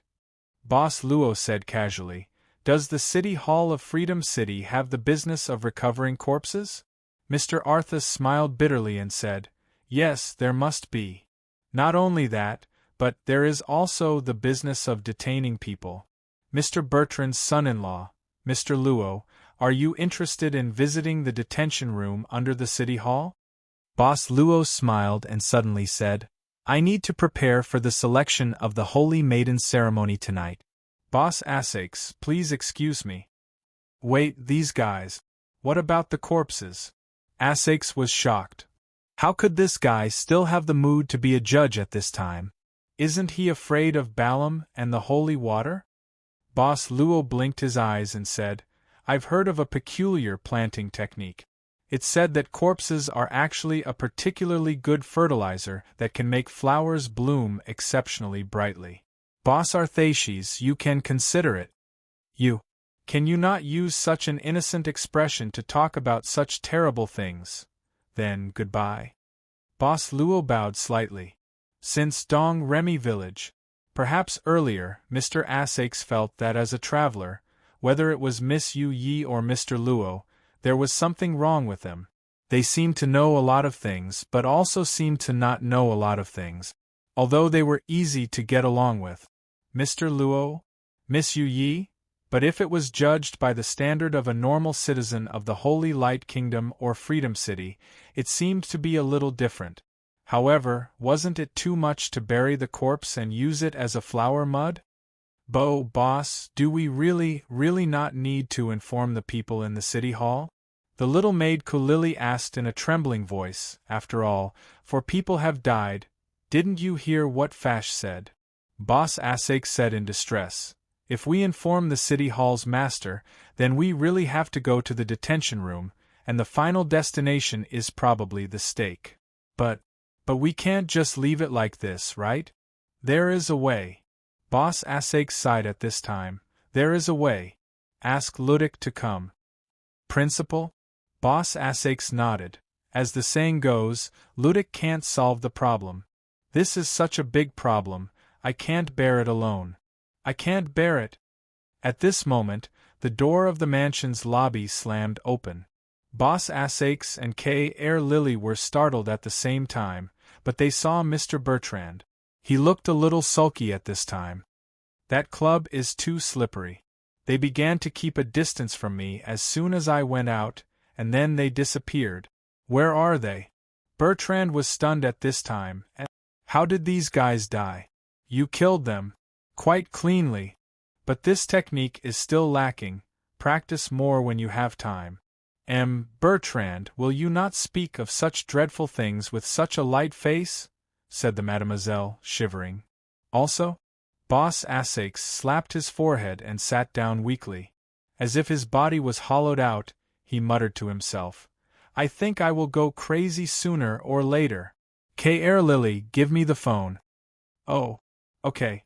Right away. I'm fine, Mr. Essex. In front of the big house of the Welfare Institute, Sister Serene was pushing the bicycle. Mr. Essex answered the phone and asked about the seriously injured person. Sister Serene felt that it was okay to tell Mr. Essex that the seriously injured person had been sent to Scholar Calvin's house, so she didn't hide it. Now he is at my teacher's house. That guy is my teacher's nephew? I have never heard of him. Mr. Essex. It's nothing. Since he has been sent to Scholar Calvin's house, then there is no problem. Thank you, Sister Serene. I'm afraid I won't be able to find time to go to the Welfare Institute during this period, but if there is any problem, you can still tell me. Okay, Mr. Essex. By the way, before Sister Serene could finish her words, the phone was hung up. She looked at the phone screen and couldn't help but be stunned. Mr. Essex, there should be no problem. Sister Serene shook her head. For her, the things that happened in the past night were quite strange, so strange that she could clearly smell danger. She couldn't get involved in too many troublesome matters, or else the children in the Welfare Institute would be taken care of. She didn't even tell Scholar Calvin about the strange boy, the church, and the strange 36-winged angel statue because she didn't want to get involved in more danger. Although she could feel that the Calvin scholar might know something about the strange church and the boy named Madanzo, she didn't know what he was talking about. Sister Serene. A child's clear voice suddenly interrupted Sister Selene's thoughts. She turned around and saw that Kelly and Diana, who were among the children in the Welfare Institute, had appeared in front of her, hand in hand. Sister Serene squatted down and reached out to pinch the two children's cheek. Didn't I tell you to wait for me at home? Don't run out. Kelly, what did you eat? Why is your mouth so oily? Kelly quickly said. Kelly didn't steal the honey in Sister Selene's room. This is the roast chicken sent by a kind person. It's very fragrant. Kelly, Diana, and everyone else likes it. A kind person? Sister Serene couldn't help but be stunned and frown. Diana quickly grabbed Sister Selene's hand and brought her to the Welfare Institute's big house. A kind person is in the yard playing games with us, and he said he's your friend. Sister Serene, come quickly. Hey, don't run. Be careful not to fall. Even so, Sister Serene became more and more confused. Her friend? Other than Mr. Arthaces, she didn't have any other friends in Freedom City. Who could it be? Could it be those guys who tried to catch Robert last night? Did they get together or did they find out about the Welfare Institute? Sister Serene instantly became nervous.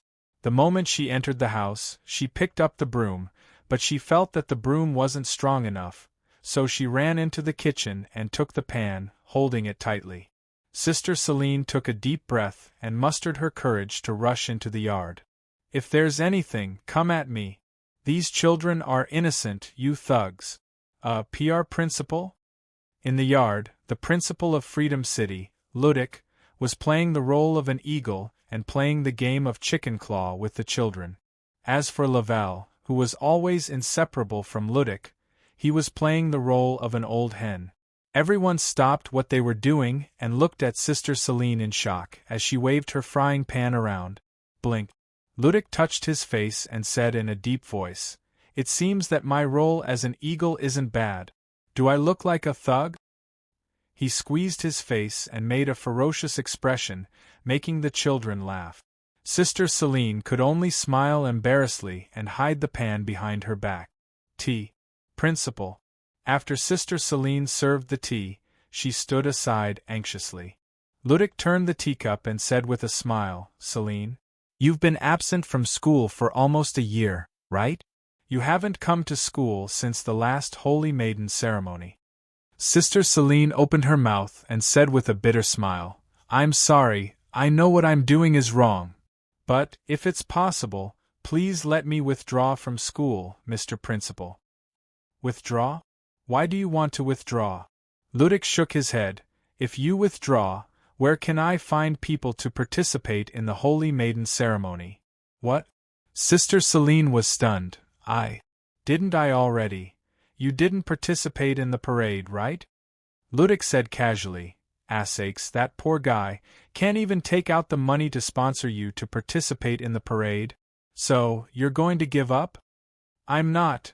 Ludic clapped his hands, and Laval walked in with a big box and opened it in front of Sister Selene. Inside the box were several exquisite and gorgeous outfits. "I've prepared everything for you," Ludic said directly. "I hope to see you tonight, Selene. Also, if you work hard this time, I'll sponsor this orphanage and help you get a business license, even if the children here can't pray." Chapter 21:30. You killed these people? You are quite nimble. It seems like you have done this a lot. Hearing this, Mr. Assakes almost pressed the guy in front of him onto the sofa and strangled his throat. Ludic, this guy grew up with him as a child, but now their paths were completely different. Don't mess around. I have something more important to tell you. The principal had just arrived at the Rose Mansion. Originally, according to his schedule, he was supposed to return to the City of Freedom Academy after leaving the orphanage, but he was called by Assake. He used that kind of, "if you don't come, you will regret it," this kind of tone. In fact, the principal had come because he felt that Arthasia's final word was very spiritual. His heart had been touched, so he had come. Mr. Assakes directly pulled Ludic into the side hall. "Mr. Levi, please have some tea." "Thank you, Ms. K. Lily." Levi sat down and looked at K. Lily, then he suddenly said, "It seems like you don't want to accept the principal's suggestion, right?" "How did you know?" The maid was surprised. Levi said calmly, "If you agreed, you wouldn't look so relaxed. Instead, you would look more nervous." K. Lily subconsciously touched her face. This kind of thing could be seen from her expression. "It's good that you don't agree." Levi shook his head. "Just pretend that this didn't happen. It's good for everyone." K. Lily hesitated and asked in a low voice, "But will the principal blame me?" "He doesn't only have one choice." Levi said casually, "Of course, if you agree, he will have two choices, and it will be safer." K. Lily couldn't help but bitterly smile. The world of adults is really complicated. The world of adults is not complicated. However, Revere said, the world of the adults is just more direct. "Oh right, where are the guests of the mansion? Are they all gone?" K. Lily couldn't help but reveal a distressed expression. She sighed and said, "How should I say this? In short, we don't have the right to ask where the guests are going." The boss of Arthasias had always been abiding by a basic rule. He ran a hotel. When the guests came, they would check in. When the guests wanted to leave, they would check out. He would not take the initiative to ask the guests where they were going during the day. He would just keep the lights on in the main hall of the mansion. Either it was K. Lily or himself. There was always someone waiting to open the door. After about 20 minutes, Mr. Assakes and the principal came out of the room. The campus principal looked the same as he did when he entered. Only Mr. Assakes seemed to be rolling his eyes. "Revere, call a few people over and deal with these bodies," the campus principal said directly at this moment. What surprised Lily was that Mr. Levar did not hesitate at all when he heard her order. He immediately made a call. This was a corpse, not some random object. Only Mr. Assakes frowned and asked, "Deal with? How are you going to deal with it?" The campus principal said indifferently, "Since you came to me to deal with this matter, then you shouldn't ask how I deal with it. Otherwise, you can only find someone else, the poor Assake." Mr. Assakes felt that when this guy entered the door, he should be the one holding him in a choke hold. Soon, a car came to the entrance of the mansion, an ambulance. Several guys wearing full protective suits came down from the car. They directly moved the bodies of Fash and the others and quickly left. The whole process took less than 5 minutes. Essex glanced at the logo on the ambulance. He knew where Ludic was going to move the bodies. A hospital under the name of Ludic's family, perhaps a morgue. I haven't been here. I haven't seen you either. When saying goodbye, Mr. Essex and Ludic said to each other tacitly, Kara Lily, you look after the house. I have something to do and have to go out. After a while, Essex said to the little maid of the mansion, if something dangerous happens, don't hesitate and run directly to Miss Yuye's room. I don't know if she can do it, Mr. Essex said seriously at this time, but if she is disturbed, I think she will probably react. Well, you can even say, someone is talking bad about Mr. Luo, Miss Yuyi, like this. I think the person who will be killed may be me? Mr. Essex still went out. The little maid of the mansion could only nervously grab the broom and squat at the counter in the lobby. Her eyes kept glancing at the room upstairs of Miss Yuyi. Welcome, may I ask how I can help you? Aren't you the one from yesterday? In the clothing store, the tailor, Miss Assman, who was using a steam iron to tidy up the clothes, heard the noise. The moment she turned around, she saw the customer who only bought one button yesterday. Sorry to disturb you again, Miss Assman, Boss Luo said with a smile. Miss Assman paused and immediately put down the iron in a hurry.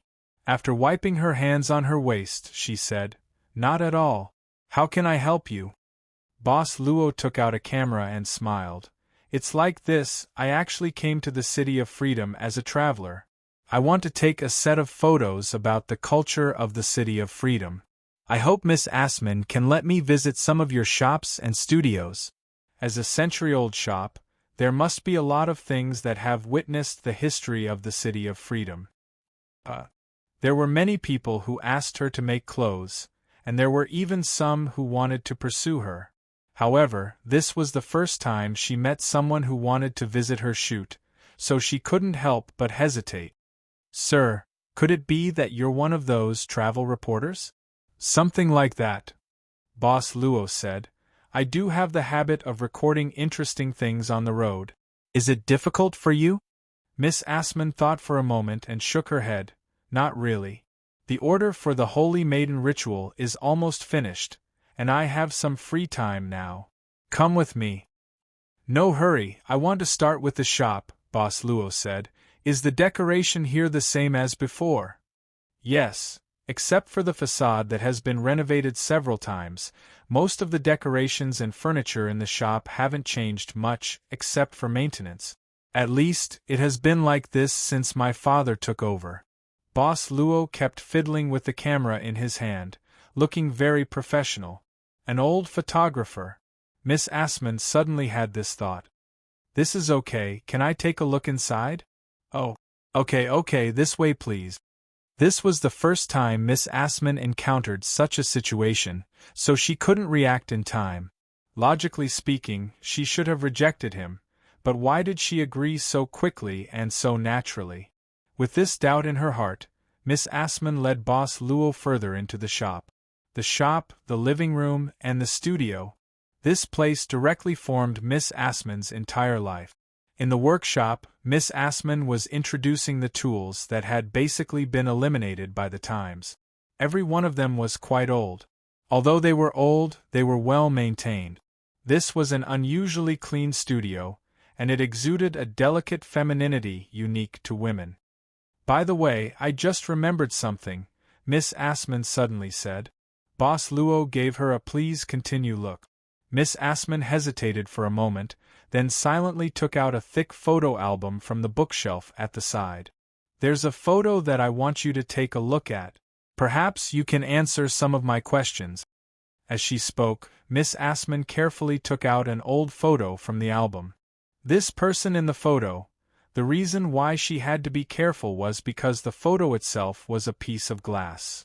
She looks like my female companion from yesterday, right? Boss Luo directly said after taking a look. Miss Assman nodded. Yes, they are very similar. Even their body shapes are basically the same. But this photo album has been passed down since my grandfather. Before my grandfather, I don't even know how long it has been in existence. This is a work of wet photography. It can be maintained for at least 100 years. Boss Luo smiled slightly. 100 years is enough to show its value. Miss Assman shook her head. I don't know much about this.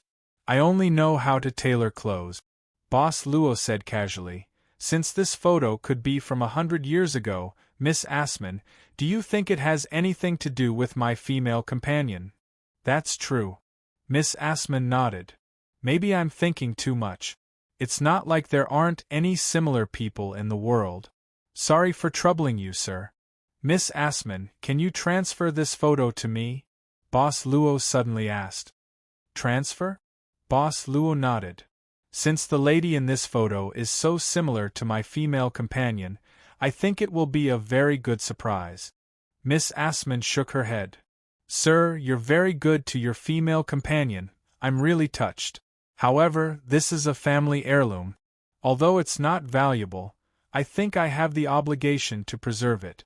You've decided so quickly, Miss Assman, Boss Luo said. Since I said transfer, don't you want to hear my price? This. Miss Assman frowned, but still said patiently, Okay, sir, what price do you plan to offer? What do you think of this thing? Boss Luo pointed at the workbench beside him. Miss Assman looked over subconsciously. When did this box appear? Why didn't I know? She looked at this strange traveling photographer hesitantly. Open it and take a look. Like a whisper from the depths of her heart.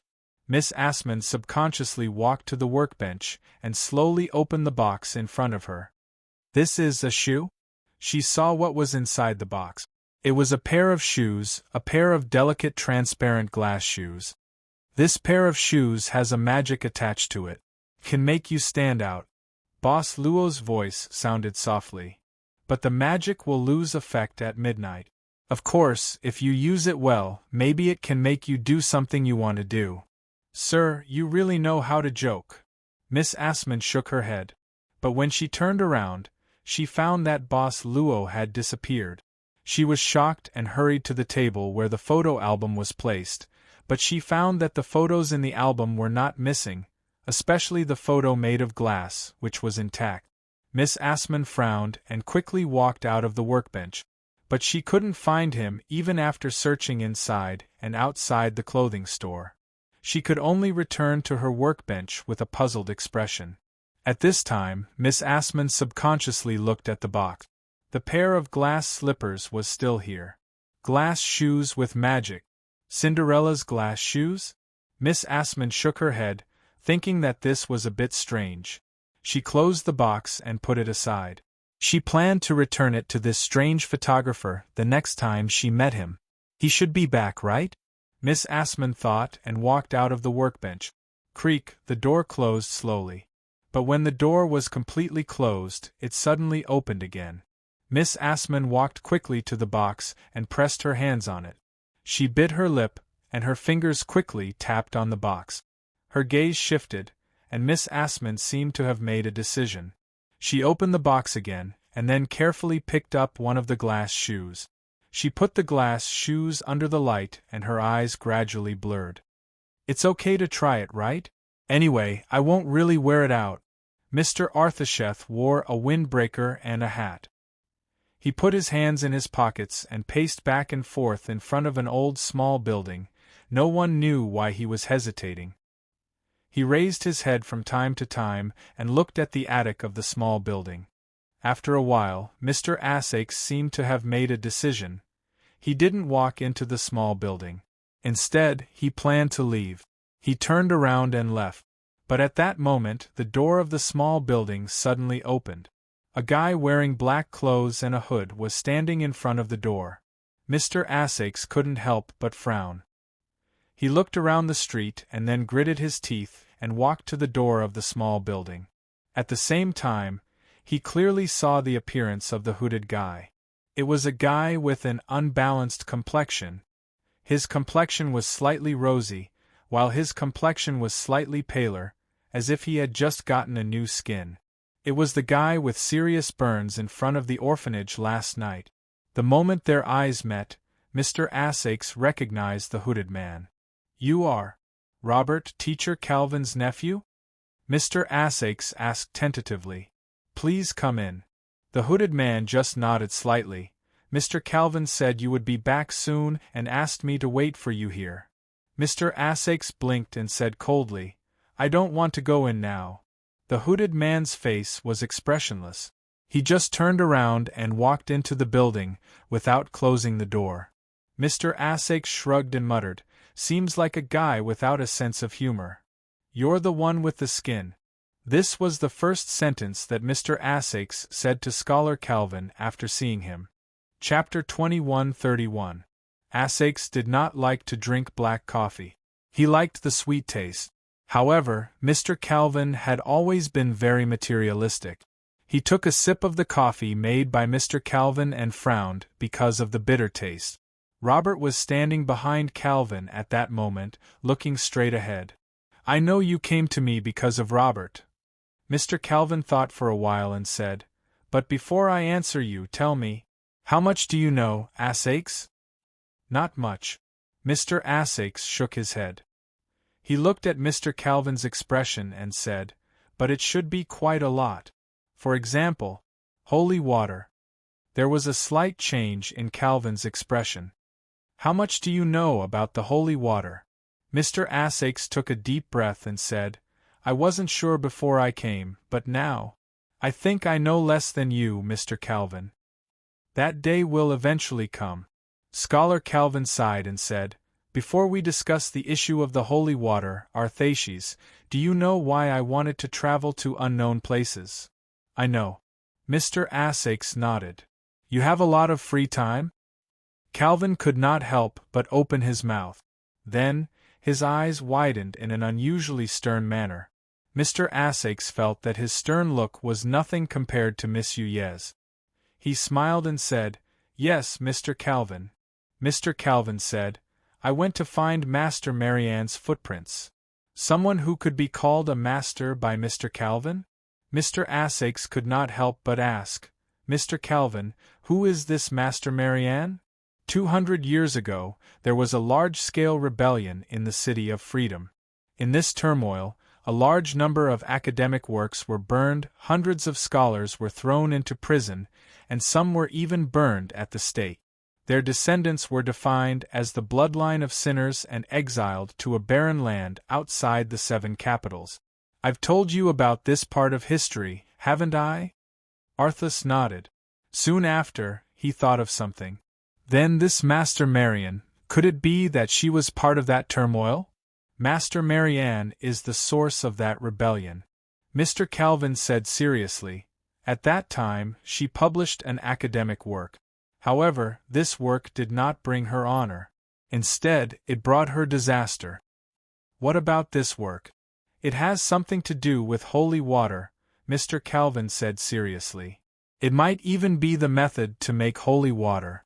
We were able to discover from some of the remaining information that holy water seems to have the ability to help people increase the level of divine favor, and even the level of praying and sanctification.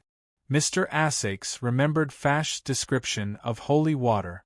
This thing could even allow people with sinners' bloodlines to regain the ability to pray. It can increase the level of divine favor, and even the level of praying and sanctification. Isn't this a good thing? Why is it forbidden and even regarded as heresy? Mr. Essex could not help but shake his head. Whether it's the level of divine favor or the level of praying and sanctification, it's actually a reference to measure our devotion to faith. Scholar Calvin said, it also indirectly shows the problem of our loyalty to the saints. If this standard is not raised by the sincerity of one's heart but by borrowing external forces, then is the meaning of faith still there? Mr. Essex began to understand the seriousness of the matter. This kind of false faith is obviously not something that the Supremes are willing to accept. Mr. Calvin sighed and said, but the reality is that praying by consuming holy water can produce even purer willpower. Pure? How is that possible? Mr. Asakes could not help but be shocked. Teacher, didn't you just say that this is a false faith? That's right. Because of this, it's ironic. Mr. Calvin smiled bitterly. We pray devoutly every day, and the ascetics even admonish themselves for many years, but the result is not comparable to some things that are obtained without any effort. Then, what is the meaning of faith to the Supremes? Mr. Asakes was silent. The appearance of holy water could greatly increase the production of willpower, but it also implied that it would shake the foundation of the Supremes as the object of faith. It was an extremely sharp double-edged sword, and it was extremely dangerous. If that's the case, then teacher. Mr. Asakes suddenly looked up. Why do you still want to look for the thing left behind by Master Marianne? You want to make holy water too? I do want to make holy water. Mr. Calvin nodded slowly. Mr. Asakes suddenly slammed the table and stood up. Teacher, this joke of yours is the worst joke I've heard this year. I hope you can say it again. His eyes were like a cheetah's as he stared at his teacher. I want to make holy water, Mr. Calvin said calmly.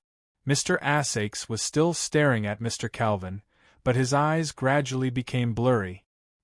He shook his head hard and felt a strong sense of dizziness. Thump! He fell head first onto the ground. Mr. Calvin sighed slowly and said in a low voice, Only when you learn how to make holy water can you find. Mr. Calvin slowly stood up and looked at Mr. Robert behind him. Mr. Robert, I brought you out of the sinful land and spent 10 years to get you close to Balaam. Now we can finally find a glimmer of hope, right? Yes, Mr. Calvin. For 10 years, I used holy water without hesitation. I finally found Balaam's secret. Then, we have one last thing to do. Mr. Calvin nodded and looked at Mr. Asakes on the ground. His eyes gradually focused. Prove that the sage is wrong. The cherrywood roulette was spinning crazily. Small white balls were bouncing on the roulette. The people around the roulette were shouting crazily. Nan Xiaonan was among them. Like the gamblers around her, she was shouting loudly. She had lost almost all her money so far. She only had this crystal card with willpower that was deducted after she bought the bread last time. She didn't know if she didn't gamble, but after she gambled, she realized that the willpower in this crystal card was a huge sum of money. As the saying goes, wealth comes from happiness. Lady Nan, who lost all her money in the last round, was soon squeezed out by the gamblers. Her eyes were unfocused, and she sat in the corner blankly as if her body had been hollowed out. It was a very secluded place. There was a casino here with many projects. The reason why she was able to come here was that she had worked hard on the food stall owner for most of the night.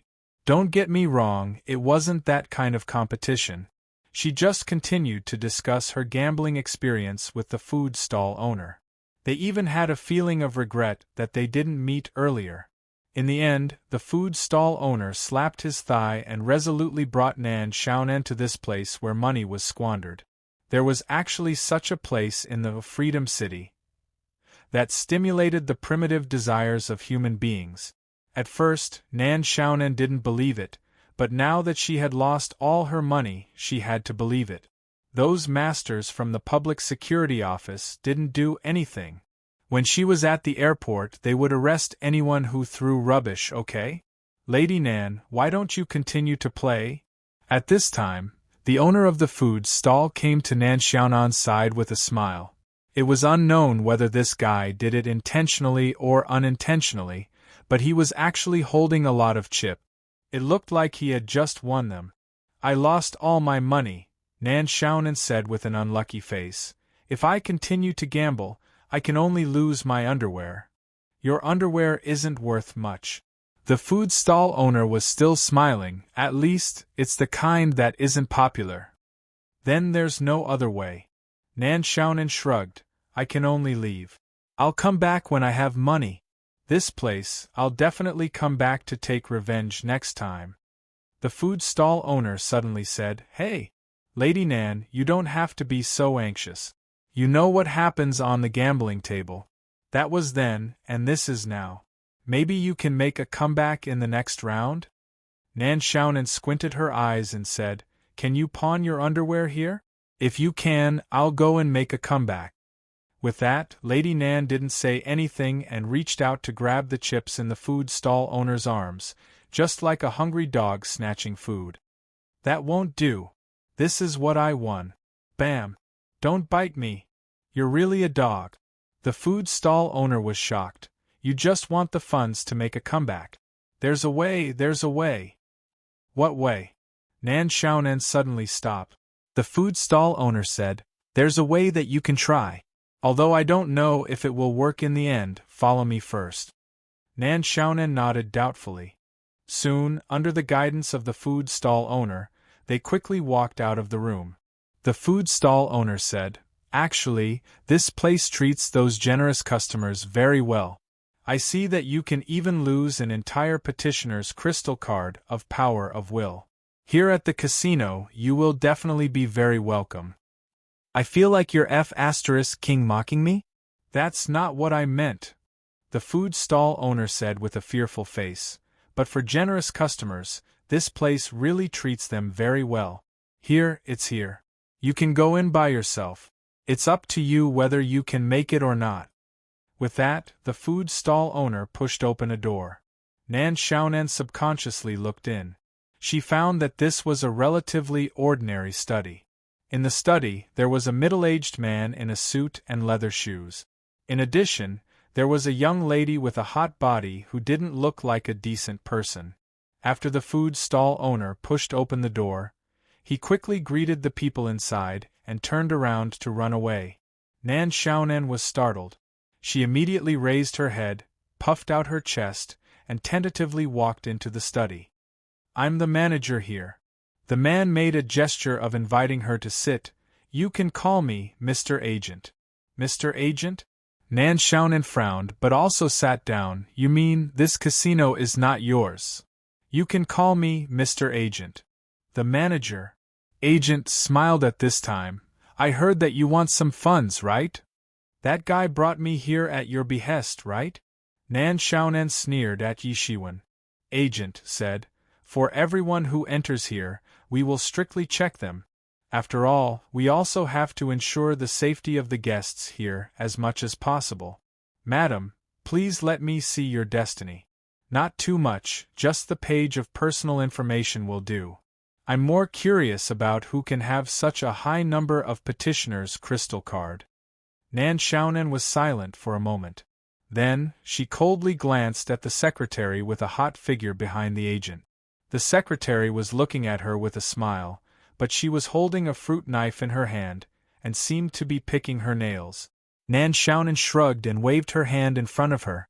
The fake destiny system produced by Miss Maid slowly unfolded. The agent waved his hand at this time, and the female secretary nodded. She walked directly to Nan Xiaonan and began to observe carefully. At this time, Nan Xiaonan was somewhat nervous. Who knows if this fake product can withstand it? Soon, the secretary withdrew her gaze, but looked at Nan Xiaonan with a surprised expression. Then, she returned to the side of the agent, and whispered something. After a while, the agent frowned. Nan Xiaonan felt that things were getting a little bad, so she wanted to grab the pen on the table, but the agent showed a bright smile at this time. It turns out that you are a member of that family. No wonder you have such a high number of crystal cards. I'm sorry, Lady Nan, this is just a necessary procedure. I hope you can know that we have always been very considerate to our valuable guests. A member of that family? Which family? Nan Xiaonan remembered that the fake destiny system given by Miss Maid gave her the identity of a village girl living in a rural area. So, Nan Xiaonan frowned subconsciously. The agent smiled and said, The problem of funds is not a problem at all. As long as Lady Nan can sign this contract, it will be fine. An exquisite document suddenly opened in front of Nan Xiaonan. She picked it up and looked at it carefully. I voluntarily obey the arrangement of the casino, including but not limited to participating in the research and development of new projects until the debt is paid off. So, what is the research and development of new projects? The agent said, since we run a casino, Lady Nan, what do you think the new projects will be? Of course, it is a project to better serve customers. Oh. Nan Xiaonan suddenly sneered. Do you think I'm stupid? I'll just stop gambling. Goodbye. Nan Xiaonan stood up and turned to leave. But at this time, outside the door of the study, there were already 4 strong men. Nan Xiaonan blinked her eyes. Isn't this script a bit old-fashioned? As long as it is useful, the agent said with a smile. So Lady Nan attacked without saying anything. Then Lady Nan was carried back. I thought you had some skills, but it seems that you are just SOSO. Then, the agent grabbed her finger, dipped it in Indonesian, and pressed it on the contract. Take her away. You can't do this. You will be sent to the stake. Lady Nan finally screamed at the top of her lungs. Chapter 2132. The place where she was thrown down was similar to a dungeon. The posture was wild goose landing on flat sand XX upward. Lady Nan quickly got up, rubbed her chin, and then symbolically cursed a few words to greet the men in the house. After getting no response, she began to look around. Don't shout, it's useless, those guys won't pay attention to you. You are? There were quite a few dungeons, at least 100 or so square in size. At this moment, there were a few lonely figures curled up at the edge. They were all women, and their expressions were lifeless, as if they were empty shells.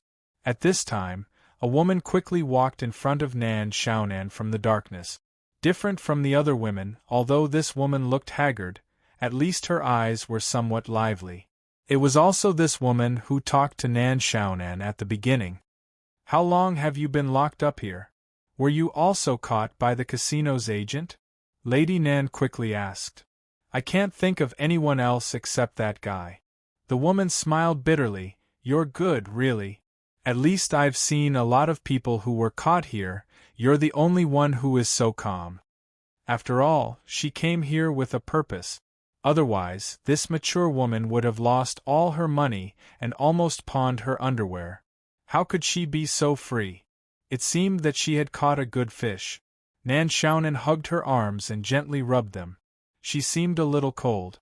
She asked in a slightly nervous voice, What is this place for? What will those guys do to me? Why are they like this? Soon, you'll become like them. Probably not long after, I'll also become like this. The woman shook her head. Don't stand here. Go to the side if you don't want to be splashed with food and then licked by the women here. Nan Xiaonan looked up at the entrance where she was thrown in. It seemed that there was only one exit in this dungeon. What's your name? Yulia, the woman said in a low voice. Perhaps you've heard of my name. This name sounded very familiar. Nan Xiaonan frowned and subconsciously said, the hot topic of this year's Holy Maiden ceremony, the 4th place of the previous ceremony. You're that Yulia? I'm just a prisoner now. The woman or the girl who called herself Yulia shook her head. What time is it? Has the Holy Maiden ceremony begun? We finished the parade yesterday. Nan Xiaonan thought for a while and said, Tonight should be the finals. How long have you been locked in here? A month or 2. Yulia shook her head and said with a complicated expression, The ceremony has already begun. It seems that I have no hope. You're already locked up in this place, and you still have the mood to think about the ceremony? Yulia sighed and said, If I don't want to, I won't have any hope in my heart. I'm always praying that someone will save me before the ceremony begins. I've been hoping that I won't be driven crazy by this environment. Then, you heartlessly broke my hope. So don't ask me what time it is. The girl who called herself Yulia silently sat back in the corner and hugged her knees.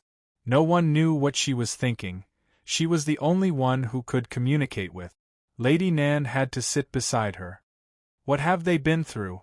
Yulia said, I don't know. I don't even know what I've been through. As she said, she pointed at one of the walls and said slowly, There's a door on the wall that will open every once in a while.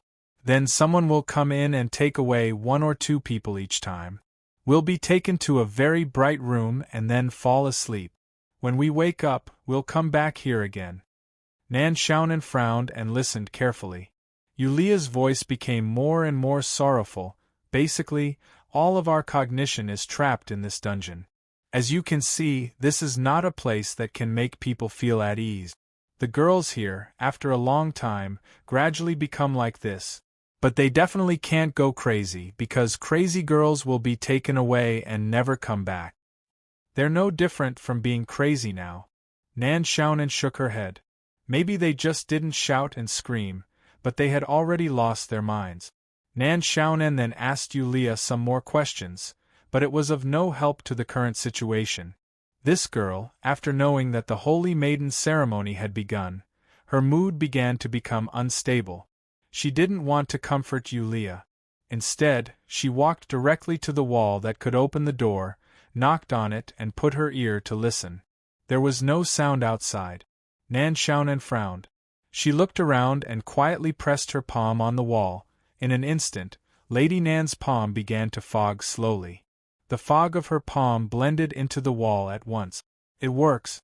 The fog of the Black Soul Envoy. Lady Nan suddenly narrowed her eyes and licked her lips. She put more strength into her arm and directly inserted it into the wall. Then, her arm was stuck in the wall. Nan Xiaonan couldn't help blinking her eyes. Why was the ability of the Black Soul Envoy so difficult to use? She didn't think that she had only become a Black Soul Envoy for a few days, and she didn't even take the initiative to exercise. Miss May didn't arrange an internship for her, nor did she arrange other Black Souls to teach her. This fog of her ability was comprehended by herself. In Dong Remy village, she almost drained her spiritual power to fight against the dragon witch, and this ability was unlocked. What are you doing? This door can only be opened from the outside. Don't waste your strength. Yulia's voice came from behind. Lady Nan pulled her arm out of the wall. She shrugged and sat down directly against the wall, then closed her eyes. Yulia didn't pay attention to her and just buried her face between her knees. The vision here was dim. What she didn't know was that Nan Xiaonan's skin began to move slowly. In the dark room, Mr. Agent was contacting a very important person to him. But in fact, Mr. Agent hadn't been able to contact that person for several days. Even now, the Holy Fall happened in the Freedom City. But because of the appearance of the Supreme Beings and the Holy Maiden ceremony, there was no loss of control caused by the Holy Fall. But after all, it was good. Except that he couldn't contact that person, everything seemed to be peaceful. The special communication device in the dark room still didn't work. This was probably another day where he couldn't contact that person, the real owner of the casino. He didn't dare to guess if there was something wrong with that person, so he couldn't contact him. For the agent, the only thing he could do now was to operate this secret casino as usual. Since that person didn't give any instructions before they lost contact, it meant that there was no problem in operating the casino as usual. The agent soon returned to the study room. In fact, the dark room was also in the study room, but it was separated by a secret door. How is that, Lady Nan? The agent looked at the secretary calmly. Except for a few words at the beginning, it seems to be quite peaceful now. The secretary thought for a while and said, "But since this woman is from that family, isn't it a bit risky for us? Since there is no problem with fate, it doesn't matter." The agent shook his head. Since she is only from the branch family of the Mother of Saints, not many people will care about her.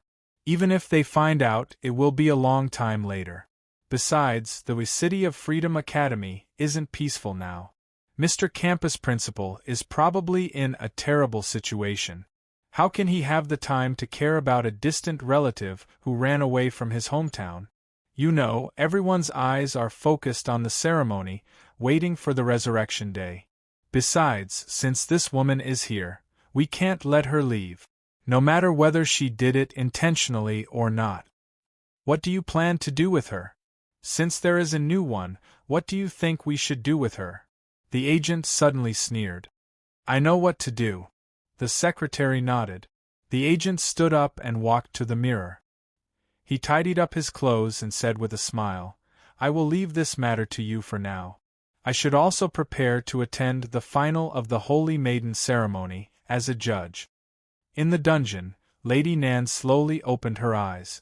She stealthily flipped her palm, only to see that her palm was already able to switch between virtual and real with great proficiency. Nan Xiaonan lightly laughed. This unique ability was extremely strange and powerful, even to the extent of being immune to almost all physical attacks. Although this ability was far beyond her imagination, it wasn't hard to master it after she mastered the method. After all, she came out of the subworld of annihilation. No matter how bad her understanding of power was, she was much better than many people. As for the further development of the Black Soul body, she could only leave it for later. Currently, she had mastered the ability to turn into mist, which was enough for her. She rubbed the bangs on her forehead and thought about her next move. In fact, she still hadn't found the right direction. Even though she had slipped out of the mansion for a long time, the boss didn't seem to want to call her back. The degree of freedom was indeed high. While pondering, Nan Xiaonan subconsciously glanced at Yulia, who was curled up in a corner. Yulia, according to the food stall owner, was a hot contender for the Holy Maiden ceremony this time. The odds were even 1-1-0-3, which was good just by looking. "Wait!" Nan Xiaonan suddenly stood up and walked quickly to Yulia. Hearing the movement, Yulia raised her head hesitantly. But her expression was gloomy. "Are you really Yulia?" Nan Xiaonan squatted down and stared at her. "The popular candidate for the Holy Maiden ceremony?" "Not anymore," the girl said sadly. "Those who can't attend the ceremony are nothing. If you are really Yulia, then who is the one outside?" Nan Xiaonan's eyes suddenly narrowed. What did you say?" "Yulia, let's go for a float," Nan Xiaonan quickly said. "Yesterday there was a Yulia on the parade. Everyone on the street can prove it, but you can't prove yourself. So, who are you? How can this be? How can I be on the parade? Impossible." Yulia shook her head. "Absolutely impossible." Nan Xiaonan directly grabbed the girl's wrist and used a little force. "Yesterday, were you taken out? I mean, out of this dungeon?" "Yesterday. Yes." The girl thought for a while, "But I didn't leave for long. It feels like—" Nan Xiaonan wanted to ask something, but at this moment, a rumbling sound came from the dungeon. The girl who called herself Yulia was shocked and said with a trembling voice, "They are here." Not only this girl, but all the other women in the dungeon seemed to have a reaction to this sound. They curled up even more and even began to tremble. They almost buried their faces and didn't dare to look forward. The wall slowly moved away, and the strong light from outside penetrated into the dungeon. It was very dazzling. Several figures were standing in front of the open door. "This one and that one, bring them out." It was the voice of the enchanting secretary beside the agent. Lady Nan narrowed her eyes. She was one of the two people to be brought out. The other one was the girl who was still sober, Yulia. Seeing the two men walking into the dungeon, Nan Xiaonan quickly whispered in Yulia's ear, "Remember, if you feel desperate, call my name in your heart. The Great Witch of Xing Chuang." "What?" The girl looked at her strangely. At this time, Nan Xiaonan had already stood up, and with an unkind look on her face, she walked towards those two strong men. "You seem to have not been taught a lesson?" One of the two burly men chuckled. He even cracked his knuckles, making cracking sounds. At that time in the study, Lady Nan was raped, and then she was carried back by the man who chuckled. At this time, Nan Xiaonan blinked her eyes at the two strong men, and revealed a brilliant smile. Immediately, she raised her hands and said embarrassedly, "I surrender." The two men couldn't help but be stunned. The enchanting secretary in front of the door also couldn't help but open her mouth. The secretary suddenly frowned and said, "What are you doing? Hurry up." With that, the two men immediately stretched out their hands and grabbed Nan Xiaonan's arms. "Then do it quickly. Don't play any tricks on us, or you will suffer." Be gentle, I'm a girl after all. Her hands were tied behind her back. Seeing this, Yulia couldn't help but smile bitterly, but she saw Nan Xiaonan blinking at her at this time. And her lips moved slightly, as if she was saying, "Remember what I just said? She can't even protect herself." Chapter 21:33. An ordinary-looking van shuttled through the streets and gradually drove to a remote place. It had already arrived at the edge of the city, and then stopped in an abandoned factory. The door opened, and a few men in black quickly walked out, and a coffin-sized box also came down. "Hurry up!" Several men in black quickly carried the box to the front of a manhole cover in the factory. They opened the box and saw a man wrapped in bandages all over his body. Even his hands were bound and bandaged like a mummy. Even so, the guy in the box still struggled fiercely and even let out beastly howls. "Don't blame us, Robert. You can't wake up. We can only feed you to the rats." With that said, several men worked together to move the thing in the box out, and then quickly threw it into the sewer with the manhole cover open. They had no idea how many sewer creatures there were down there, but it was obvious that such a dirty place was not rare. In such an underground sewer with high levels of bacteria, a normal corpse would quickly rot. As for what kind of pain they had to experience before death, they couldn't imagine it. If they didn't follow President Balam's instructions, they would likely be the ones to experience this pain. The manhole cover was quickly closed, and the men quickly got into the van and left the semi-abandoned factory. However, the people in the van didn't know that not long after they left, a drone slowly landed. Not long after, this semi-abandoned factory welcomed another tenant. A Holy Light Nation's latest commercial vehicle slowly stopped, and a young man got out of the car. The young man looked thoughtfully at the direction the van left and quickly found the place that had been tampered with. The young man came to the manhole cover, squatted down, and reached out to touch the manhole cover. "Coagulant? It seems that they want to seal this place. They really did it."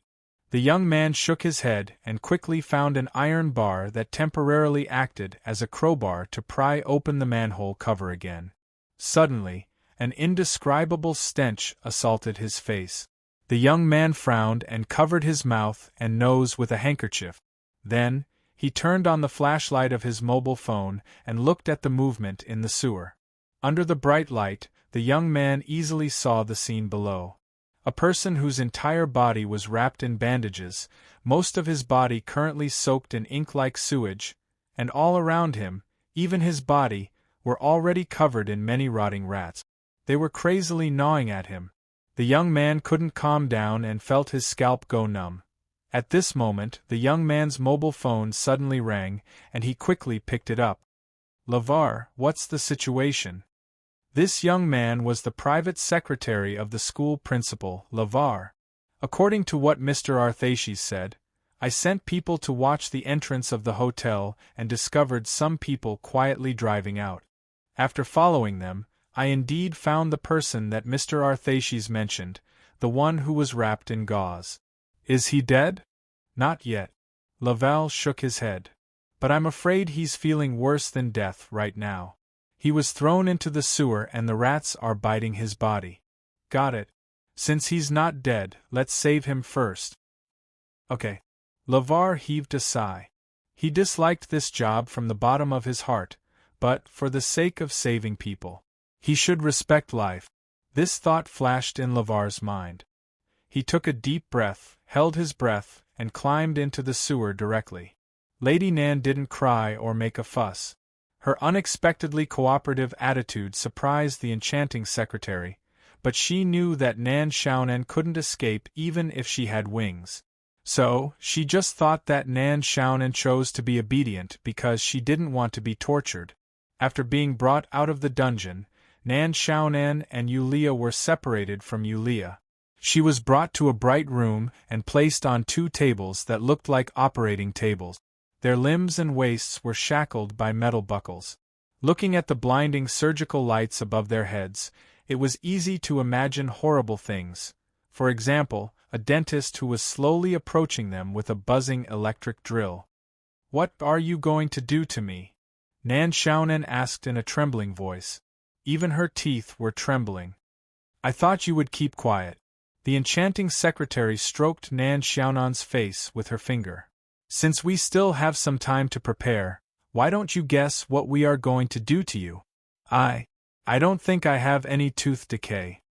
Lady Nan decided to be naughty in this situation to ease the atmosphere. What an interesting guy. The enchanting secretary suddenly chuckled. At this moment, a few guys wearing masks and protective suits came in with a few carts. The secretary didn't talk to Nan Xiaonan anymore. She just greeted them and walked into another room. The two rooms were separated by a huge glass door. Excuse me, Miss Secretary, I'm already like this. Even if I die, can you explain it to me? Lady Nan wanted to cry but had no tears. In another room, the enchanting secretary smiled faintly and said, Don't worry, you will be an important asset no matter what. We won't let you die so easily. We just plan to put a little something on you.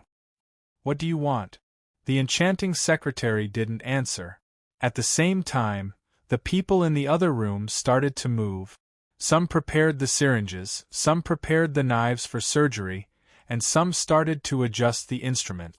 Seeing that one of them was about to put a respirator on her, Nan Xiaonan suddenly shouted, Wait a minute! Everyone in the room stopped and looked at the enchanting secretary on the other side of the glass partition. What else do you want to say? The secretary frowned. At this time, Nan Xiaonan quickly said, Do you really think that I'm just a woman who gambles and loses? Since I'm from that family, why don't you think about why I'm here? The secretary's eyes narrowed. From the beginning, she was against the agent catching this woman. However, the casino couldn't be exposed.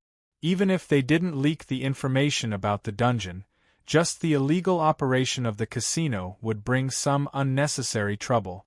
She shouldn't be caught, but she shouldn't be let go. In for a penny, in for a pound. Pushing this woman to the operating table was one of the best options. Why did you come here? The secretary asked slowly.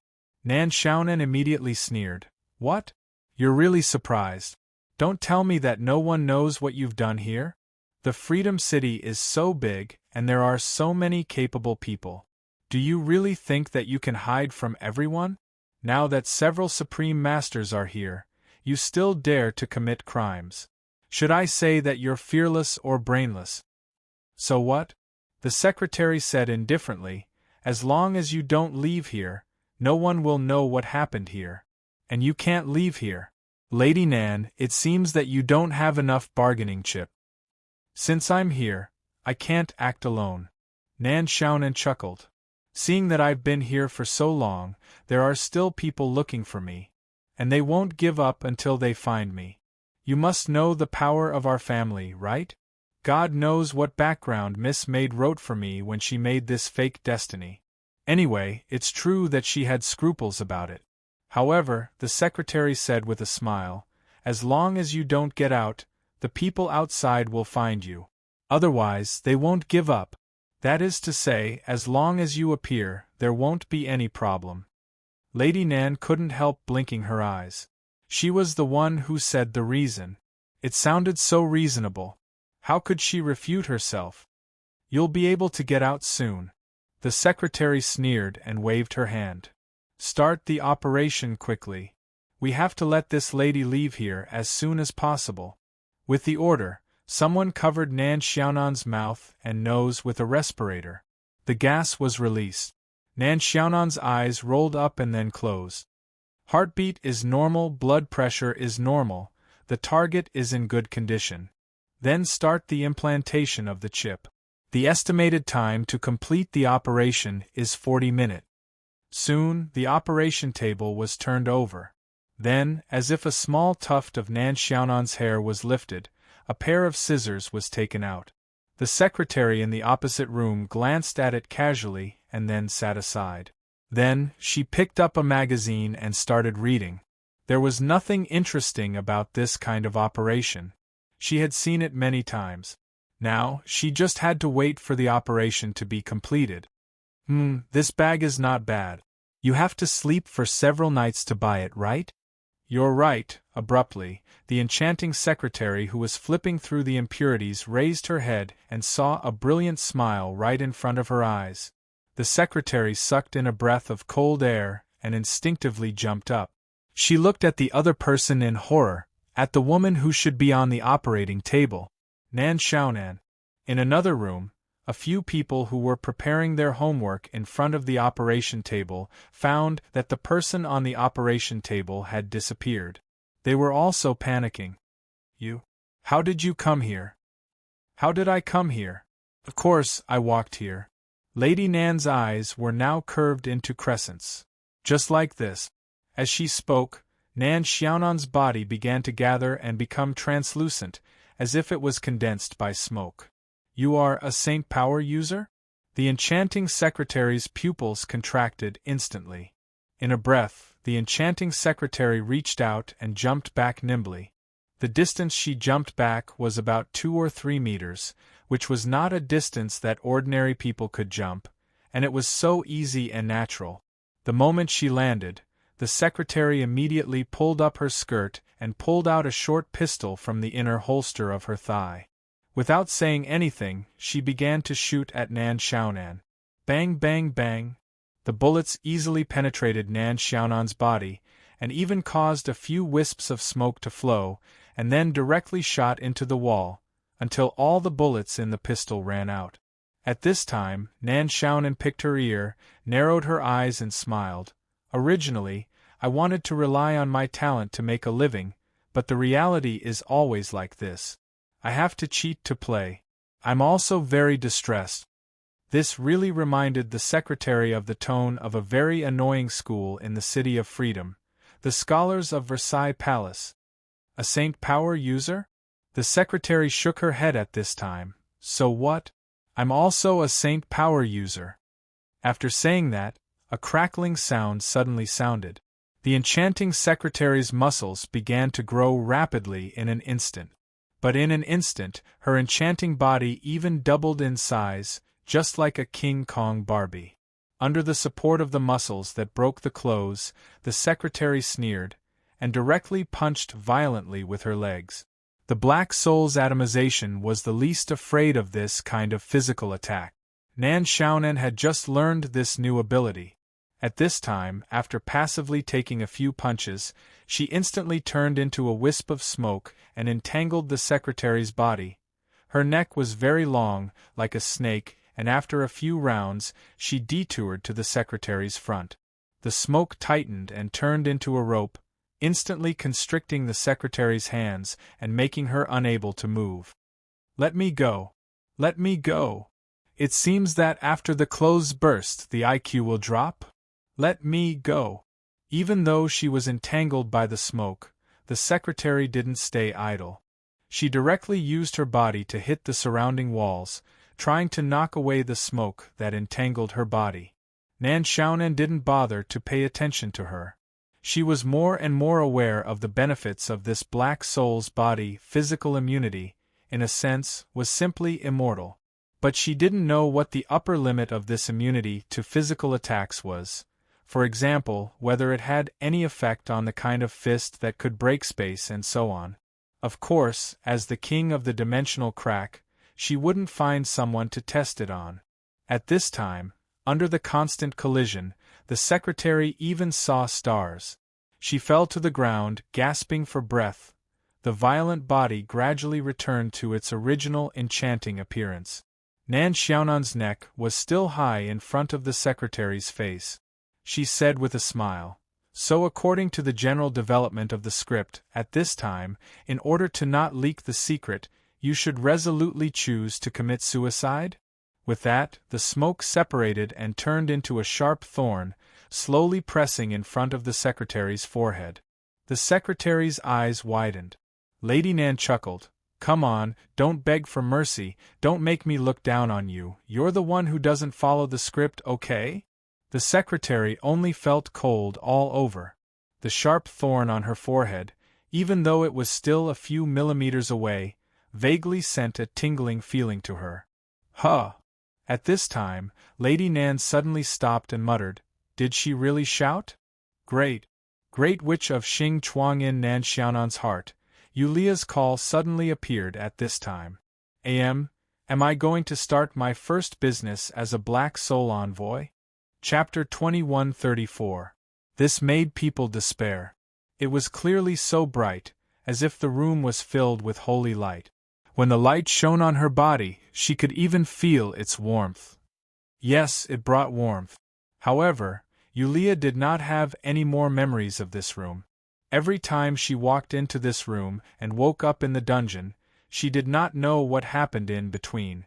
She had been living like this for dozens of days. At first, she had the habit of silently counting the time, but later she found that this behavior seemed to be meaningless. Counting the time meant that she could know what day it was outside, especially when it was that important day. She felt that she would really go crazy. Today, Yulia was struggling very fiercely.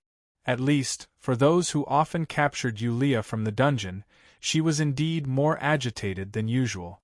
However, they had many ways to deal with this situation. For example, they could punch her in the stomach. "What are you doing?" A reproachful voice suddenly sounded. "If you hurt her, how are you going to explain it? She is too noisy. She just needs to be quiet and obedient. You knocked her out. Isn't it better if she fainted? Since we have to knock her out anyway, it's better to save some effort now." Yulia did not move. She knew that she was different from usual today. Since the newly captured woman said that the Holy Maiden ritual had begun, and there was a girl named Yulia outside, she knew that she was not normal. She closed her eyes tightly and tried to make herself look like she had completely fainted. She did not know if this was effective, but it seemed to be effective. The people in the room did not take any further action. Based on her sense of touch, Yulia felt as if she had been lifted to a cold and hard place. The cold air even caused her pores to react. A shiver involuntarily rose up in her body, but she didn't dare to make any movements. When the people in the room seemed to have relaxed their vigilance, Yulia opened her eyes a little hesitantly. She really felt that she had never been so bold before. Her heart was pounding as if it was about to jump out of her chest. In her narrow vision, the people in the room were preparing something behind her back. Yulia couldn't see anything else, so she could only listen more attentively. She wanted to know more about what would happen after she fainted. "Are you still going to let her out today? It should be. Didn't Mr. Agent already arrange it? I hope you don't have to accompany some guy. Don't ask us to clean it again like yesterday. Really, I hate cleaning other men's things in women's bodies. If it's tonight, it definitely won't happen." His companion said casually, "Ready, let's begin." He turned around with the usual silver syringe in his hand. The guy with the syringe casually came to Yulia's side. Without looking at her face, he lowered his head and pulled open the clothes on Yulia's arm, then slowly injected the syringe into her blood vessel. But at this moment, a hand suddenly grabbed the man's wrist. The man was stunned subconsciously. He saw that Yulia, who should have fainted on the table, opened her eyes. The man seemed to have never encountered such a situation, so he couldn't make an effective response in an instant, but at this moment, Yulia had already grabbed the man's wrist with both hands and pushed the syringe into the man's thigh. Damn it! The man was instantly furious, covering his thigh with both hands. After the anger, he turned pale with fright. "She's awake! Catch her!" "What the hell did you do to me?" The girl's almost uncontrollable scream resounded in the bright room. But the men in the room had already rushed to her at the same time. How could she resist the encirclement of several adult men? After a short struggle, she was rudely pressed to the ground. The guy with the syringe in his thigh gritted his teeth, pulling out the syringe and throwing it on the ground. With a furious face, he ran over, grabbed the girl's hair, and lifted her head up. "You don't know what's good for you. How dare you?" The man spat on the girl's face. "Do you really think that you're a Holy Maiden candidate? You're just a filthy. Fine, I'll show you what you really look like." Seeing this injured and furious guy take out his phone, his companion seemed to know what he wanted to do. Wait, you're too much. Don't worry, she won't know anything after the data is deleted. But I want to see this woman's face when she breaks down. The man's expression was gloomy. Everyone has downloaded those wonderful things, so don't think you can tell on me. You bastard! Hurry up! The phone was slowly placed in front of the girl's eyes. The man squinted his eyes. Don't you want to know what happened to you? Open your eyes wide, don't miss a single frame.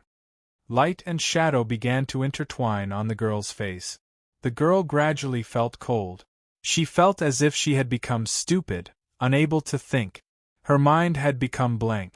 As for the man's unrestrained and joyful laughter, it was far, far away from her.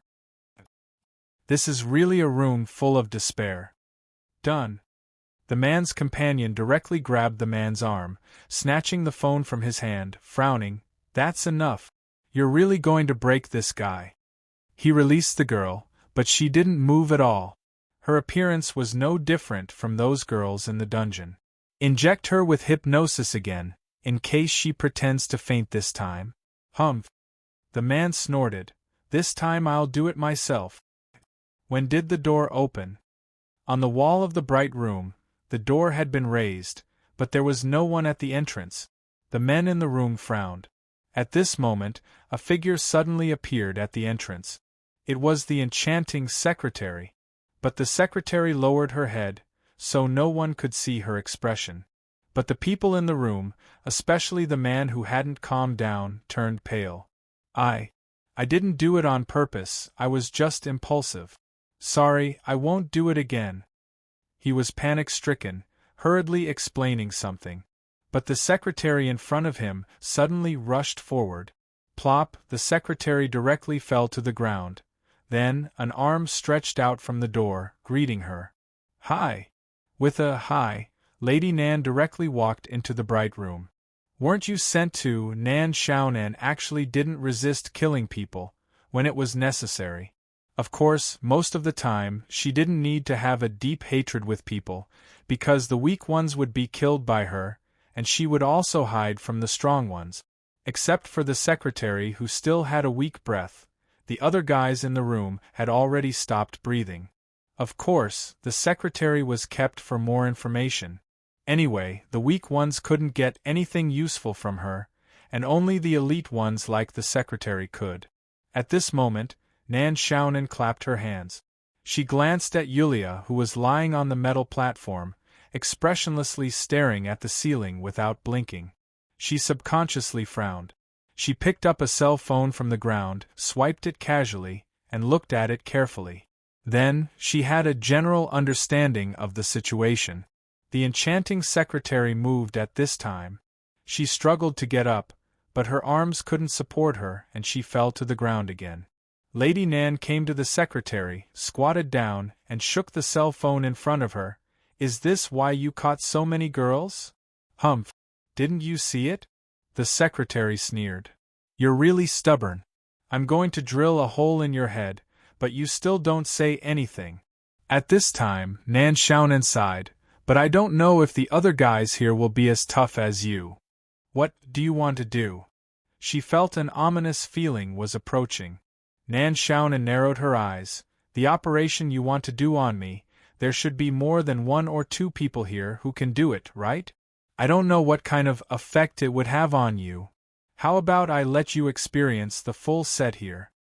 With that, Lady Nan quickly turned the screen of the cell phone in front of the secretary. Light and shadow quickly intertwined on the secretary's face. She was completely stunned. It seems that you're looking forward to it? Lady Nan smiled. Then I won't be polite. Don't worry, I'll record it and let you enjoy it. She didn't know whether this terrifying woman would really do such a thing. But obviously, she didn't dare to bet on this possibility. Wait a minute, don't mess around. I'll tell you what I know. Is this the thing that manipulates the consciousness and bodies of those girls in the dungeon? Between Nan Xiaonan's 2 fingers, there was a chip the size of 2 fingernails. Through the implantation of this chip, she could directly control the girl's movement. Nan Xiaonan understood that this was a temporary fabricated personality to replace the original personality of those girls. Why do you do this? I don't know. Oh, arrangement? Wait. I really don't know. The secretary said in a panic. The agent never told me what the real intention was. Although we can know what these girls did according to the records after they came back, I really don't know what the real intention is behind this. Nan Xiaonan pondered and casually operated the instrument here. There were many records on the instrument, not only about Yulia, but also about those girls in the dungeon, and some of them were not seen in the dungeon. Those who were not seen might have been disposed of. Here. Why are some of the records blank? I don't know, it happens occasionally. The secretary said in a low voice. Basically, every individual will have a similar situation. Once, at most twice. After they go out and come back, the record will disappear. Even the agent doesn't know what these blank records are. Are there any standards for the girls you choose? For example, Holy Maiden candidate? Nan Xiaonan thought and asked directly. The secretary shook her head. There's no special criteria. Although Yulia is a Holy Maiden candidate, the others aren't. Other than the fact that they're all young and beautiful girls, there shouldn't be any other connection. Moreover, every time the agent gives the target to us and then we get the target. Aren't you curious? Nan Xiaonan looked into the secretary's eyes. I am curious. The secretary gritted her teeth, but I won't ask, this is the way of survival. Why? I have the blood of sin that can't pray. The secretary shook her head. Most of the people here are the same. We can't appear in the open.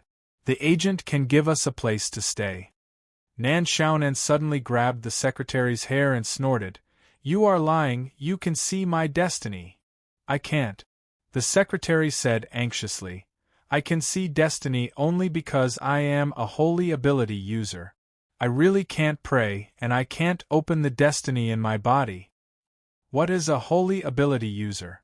You are one yourself, don't you know? The secretary was stunned.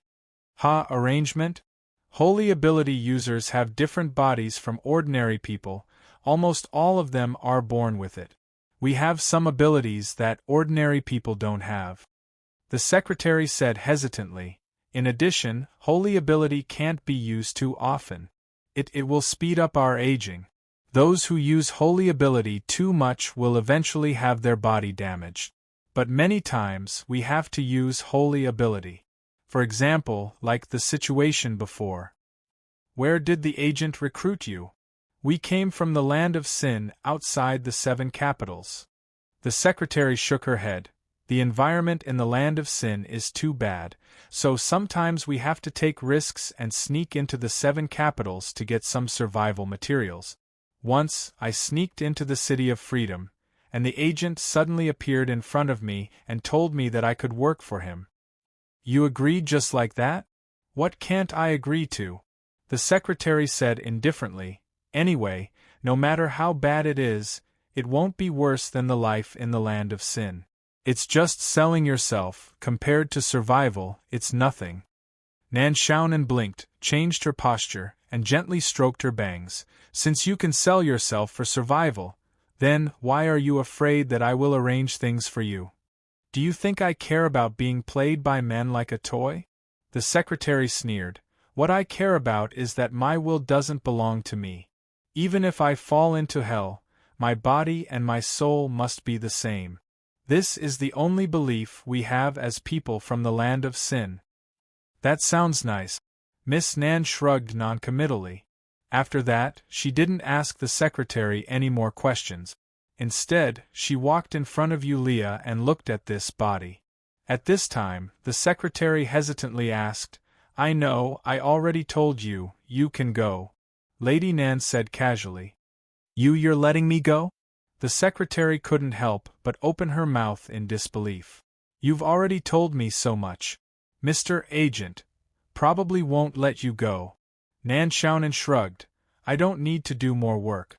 Besides, since you're a guy who can do anything to survive, you will probably hide after this and wait for the wind to blow over. After the wind blows over, I'm afraid you won't be able to find me. Of course, you can stay and wait for Mr. Agent's anger." The secretary was silent for a moment, then slowly nodded. "Thank you." Lady Nan made a gesture of picking her ear, and she even flicked the dust. "What did you just say?" The secretary took a deep breath and gritted her teeth. "If you want to deal with the agent, you must be careful. Because behind the agent, there seems to be a guy who really controls everything behind the scenes." "How can I find this guy?" Lady Nan's eyes slightly brightened. "I don't know." The secretary shook her head. "But you can try to go to the agent's study. It seems to be the place where he always contacts the person behind the scenes. I've never been there. The room is tightly sealed, and the agent has never let me in. Anyway, you have to be careful." With that, the secretary turned her head and walked out quickly. Her hand was ready to open the door, but at this moment, a pool of blood like a dahlia bloomed in her chest. Her heart was instantly pierced. It was the spike formed by the twisted smoke. The secretary looked at the blood on her chest in disbelief. She twisted her body with difficulty, wanting to see the woman who went back on her words. However, she saw that Nan Xiaonan didn't look at her at all, but continued to look at Yulia on the table. The spike slowly withdrew from the secretary's body, and then retracted into Nan Xiaonan's palm little by little, until the secretary slowly fell down. She didn't look at her from beginning to end. "Although I am not a good person, but you are really—" The secretary's heart had stopped beating. "That's true. If I didn't let you go, you could have told me more." Miss Nan muttered at this time. "Why don't you be more cautious when you come out to mingle with others? In your next life, do you want to be reincarnated into a good family?" Shaking her head, Lady Nan slowly put her palm on Yulia's forehead. What should she say? While thinking, Lady Nan asked tentatively, "Dear guest, do you have anything to tell me like this?" Mr. Luo. In front of the Rose Mansion, the male assistant of Mayor Durand stood straight beside a black commercial car. Boss Luo just came back from outside. "Hello, Mr. Luo." The male assistant said respectfully, "According to the mayor's order, I'm here to take you to the competition venue. I didn't expect to see you as soon as I got off the car. Maybe you appeared in time." Boss Luo smiled casually. "Isn't the competition starting at night? Before it starts, there are rehearsals and other work to be arranged." The male assistant said, "In addition, the judges will give some time to discuss some details." "Okay then." Boss Luo nodded. "Mr. Luo, do you still need to prepare before going out?" The male assistant asked again. "There's still plenty of time." "No need." Boss Luo thought for a while and said, "In fact, I haven't found suitable clothes. That's it, I can go now." The male assistant nodded, opened the back door of the car, and put his palm on the car frame. "Mr. Luo, please." Chapter 2135. Flame. It was the aura of flame. The dark cell was suddenly illuminated by the flame. At the same time, the closed door on the wall was suddenly opened. The girls had no choice but to walk towards the door. They didn't dare to leave this dungeon. Their mentality didn't allow them to do so. But the spreading smoke had awakened their instincts. The girls fearfully stepped out of this dark dungeon and tentatively walked to the world outside the door. They found that the flame was everywhere. Those terrifying guys were now busy putting out the fire and running away. No one had time to care about them. Escape. Like a sudden clap of thunder in their numb hearts, a thought was born in the hearts of the girls in an instant. Escape. Escape from this hellish place. Escape. Escape from this place. Escape. The door of the study was kicked open. At this time, Lady Nan came in with Yulia on her shoulder. But there was someone else in the study at this time. He was rummaging through the cabinets, looking for something. His pockets were bulging, and he even stuffed a lot of things in his arms. He was taking advantage of the situation to loot. Seeing Nan Xiaonan appear, the robber in the room instantly put down the things in his hands in horror. He stuck close to the wall and nervously ran to the door. Lady Nan didn't even bother to pay attention to this thief. She just rolled up a handicraft and directly knocked him to the ground. By the way, this person who took advantage of the situation was actually the owner of the small food stall that led Miss Nan here. Who asked you to sell me? With a sneer, Lady Nan casually put Yulia on the chair. Then she came to the bookshelf behind the desk. It was impossible to find the mechanism. She had mastered the ability of Black Soul Body to turn into mist. Why would she find the mechanism? Of course, she had to go through the wall. She smoothly entered the dark room of the study. It was not big, about 10 square meters. There were some communication tools and a large number of surveillance screens, which basically covered the inside and outside of the casino. But among the many screens, only one screen was off, the one in the middle. Nan Xiaonan pondered for a moment, and her body began to slowly vaporize. Since this ability had been unlocked, with the knowledge of this dimensional crack it would be easy for her to develop more uses for it. After a while, the fog condensed again and turned into the appearance of the agent. At this time, Miss Nan turned on the screen in the middle of the room and waited calmly. However, even though the screen was turned on, it was still dark. You can't contact him? Nan Xiaonan frowned. There was no point in waiting any longer because the fire was about to spread to this place. Of course, she was the one who started the fire. She shook her head and was about to turn and leave. What's the matter? You've already looked for me twice in the same day. Shouldn't you be at the ceremony now? The pitch-black screen reacted. It also seemed to be a dark place, separated by a gauze curtain. Behind the curtain, there was a huge chair. Someone was sitting on the chair, and the sitting posture seemed to be a little casual. But the voice that came through was obviously processed. She could not even tell the gender of the person. In the dim vision and the black gauze curtain, she could barely see a shadow. The real manipulator behind the agent. The real manipulator behind the casino and many girls behind the scenes. Someone wants to kill me. At this time, Nan Xiaonan pinched her throat and said with a trace of urgency, "It's great that I can finally contact you." Someone wants to kill you? The person behind the black gauze curtain seemed to be a little suspicious. After a few seconds of silence, he asked, "Who wants to kill you?" "I don't know. The other person is also a sacred ability user." Nan Xiaonan said quickly, "My secretary, you know. She couldn't stop it and has been sacrificed. I can only look for you." A sacred ability user? Could it be? The person behind the black curtain muttered. His voice was so soft that Nan Xiaonan could not even hear it clearly. She quietly adjusted the volume of the voice. "What are you doing?" The person suddenly shouted in a deep voice. I can't hear your voice clearly. Maybe the signal is bad." "Okay." Nan Xiaonan subconsciously let out a sigh of relief. She thought to herself that the manipulator behind the scenes was really a careful person. She asked tentatively, "Now, what should I do?" "Yes, what should I do?" The person suddenly chuckled. "Look, since someone wants to kill you, and it's a sacred ability user, that means this place has been exposed." "Yes, we can only evacuate." Nan Xiaonan nodded. "Is the sacred ability user who wants to kill you still outside?" "Yes, but I'm afraid he will find this place soon." Nan Xiaonan shook her head. "You know, I don't want to expose anything about this place, especially in this situation," the person said indifferently. "Nasta, you've worked hard all this time. You are my most loyal servant. I will remember you," the man said indifferently. Nasta. It seemed that was the real name of the agent. However, Nan Xiaonan was suddenly shocked.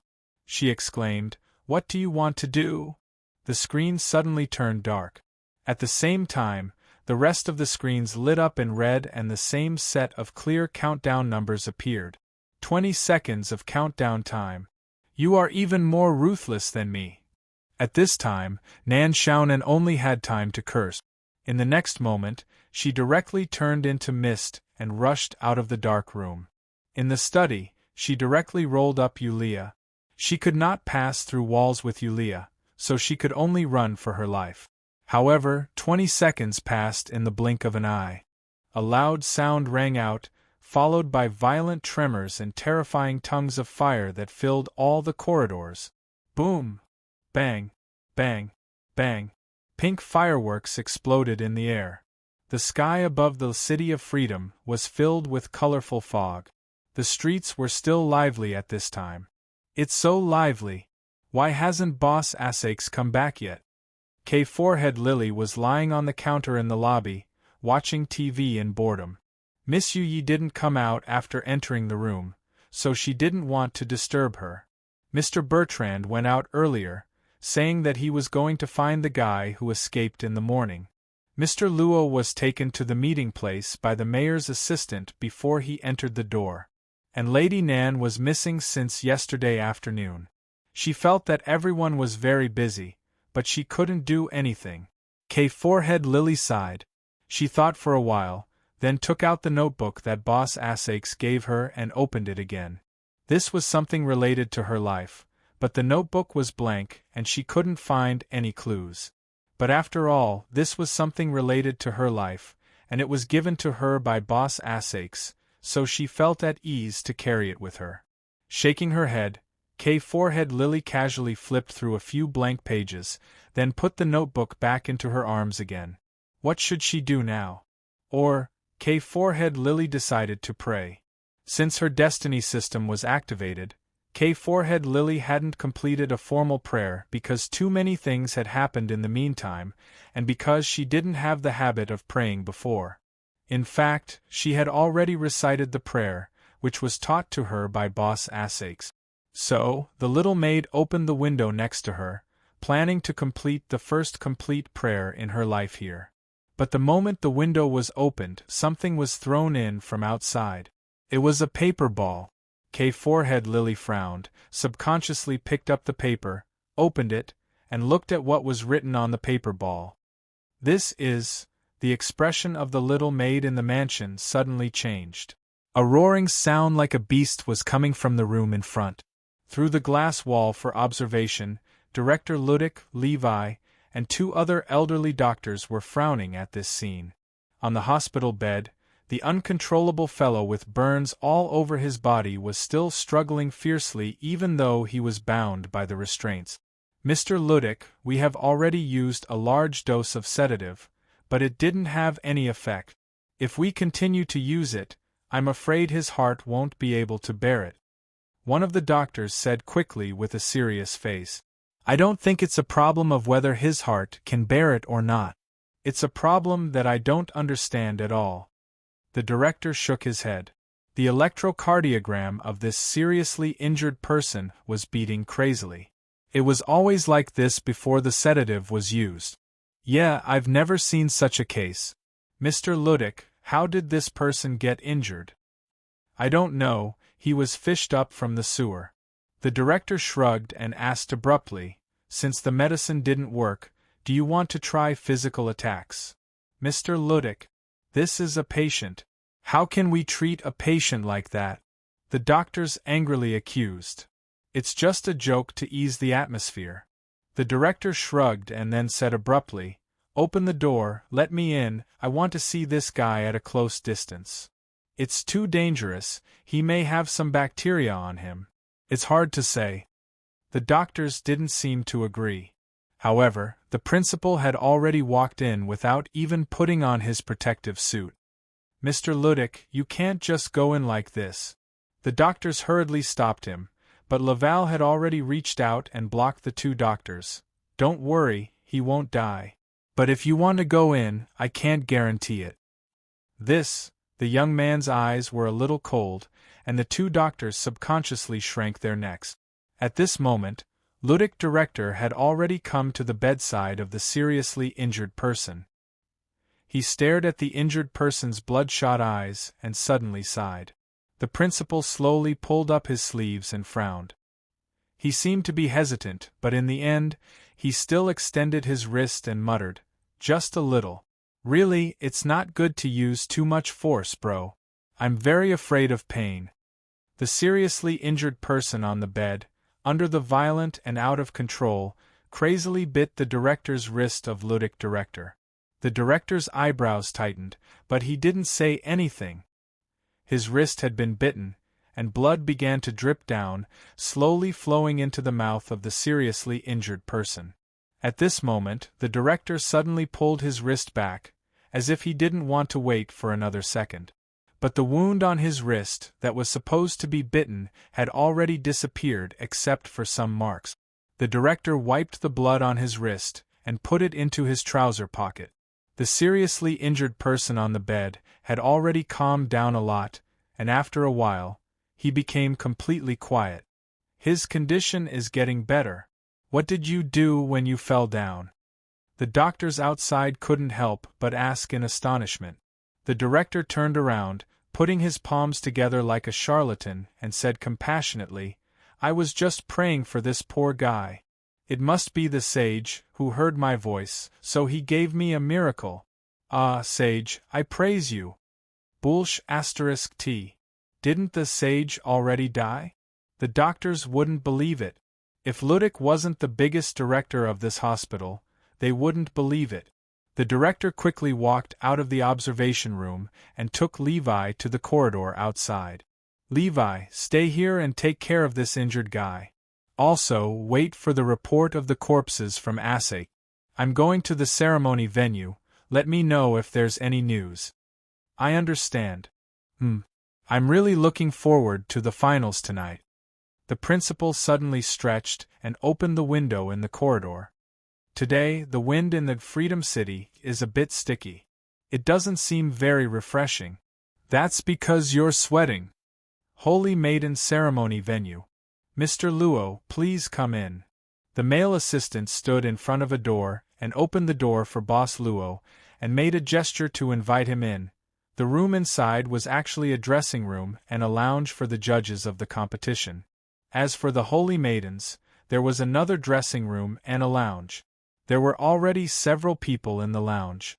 Obviously, they were the judges of the finals tonight. Boss Luo saw Isabel, who was wearing a white men's suit at Miss Assman's clothing store. Today, she wore a more conservative evening gown. "That's Ms. Isabel, the teacher of the Holy Rites class in Freedom City Academy. She's also an authority in this field." The male assistant led Boss Luo to his seat and introduced the judges in a low voice. "The one next to her is Mr. Nasta. He's the head of the famous Purcell School in Freedom City, one of the famous scholars." Boss Luo followed the male assistant's gaze, and saw the man sitting in front of the dressing table. The man seemed to feel the gaze and looked over as well. Then, he showed a polite smile and nodded. Boss Luo had already sat down, and he asked curiously, "Won't the managers of the 7 capitals be the judges this time?" "They won't." The male assistant respectfully replied, "But the city lord and other managers will be the guests of honor." At this moment, the head of the Purcell School, Mr. Nasta, suddenly stood up, even scaring the makeup artist next to him. Looking at the shocked gazes of the crowd, Mr. Norsta sighed and said calmly, "Excuse me, I need to go to the bathroom." "Oh, okay." The male assistant quickly nodded. "Mr. Nasta, I'll take you there." "No need, I know where it is." After saying that, Norton walked out of the restroom. He seemed to be in a hurry. Chapter 2136. Seeing the Purcell School's sect master leave in a hurry, Lady Isabel, who was not far away, said in a joking tone, "That guy Nasta is still the same as before. Even small matters can make him nervous." The makeup artist beside her did not dare to continue the topic. She only dared to carefully put on makeup for Ms. Isabel, her eyes. However, Ms. Isabel waved her hand casually. "No need, I'm not the weird president of the City of Dawn. It's almost done, you can leave now." The makeup artist still did not dare to continue the topic and nodded lightly. "Okay, Ms. Isabel. If you need anything, just let me know." Ms. Isabel stood up at this time. She looked around the backstage lounge and a smile appeared on her face. She walked to Boss Luo's place in another position. "We've met before, in Assman's shop. Do you still remember?" She sat on the table in front of Boss Luo and tilted her head slightly. Her straight hair hung down, and on the other side was a very eye-catching earring. Her red lips were the color of flames, and her lip lines seemed to be alive. There was also the smell of perfume. The woman's thighs were even exposed through the gap of her skirt, smooth and flawless.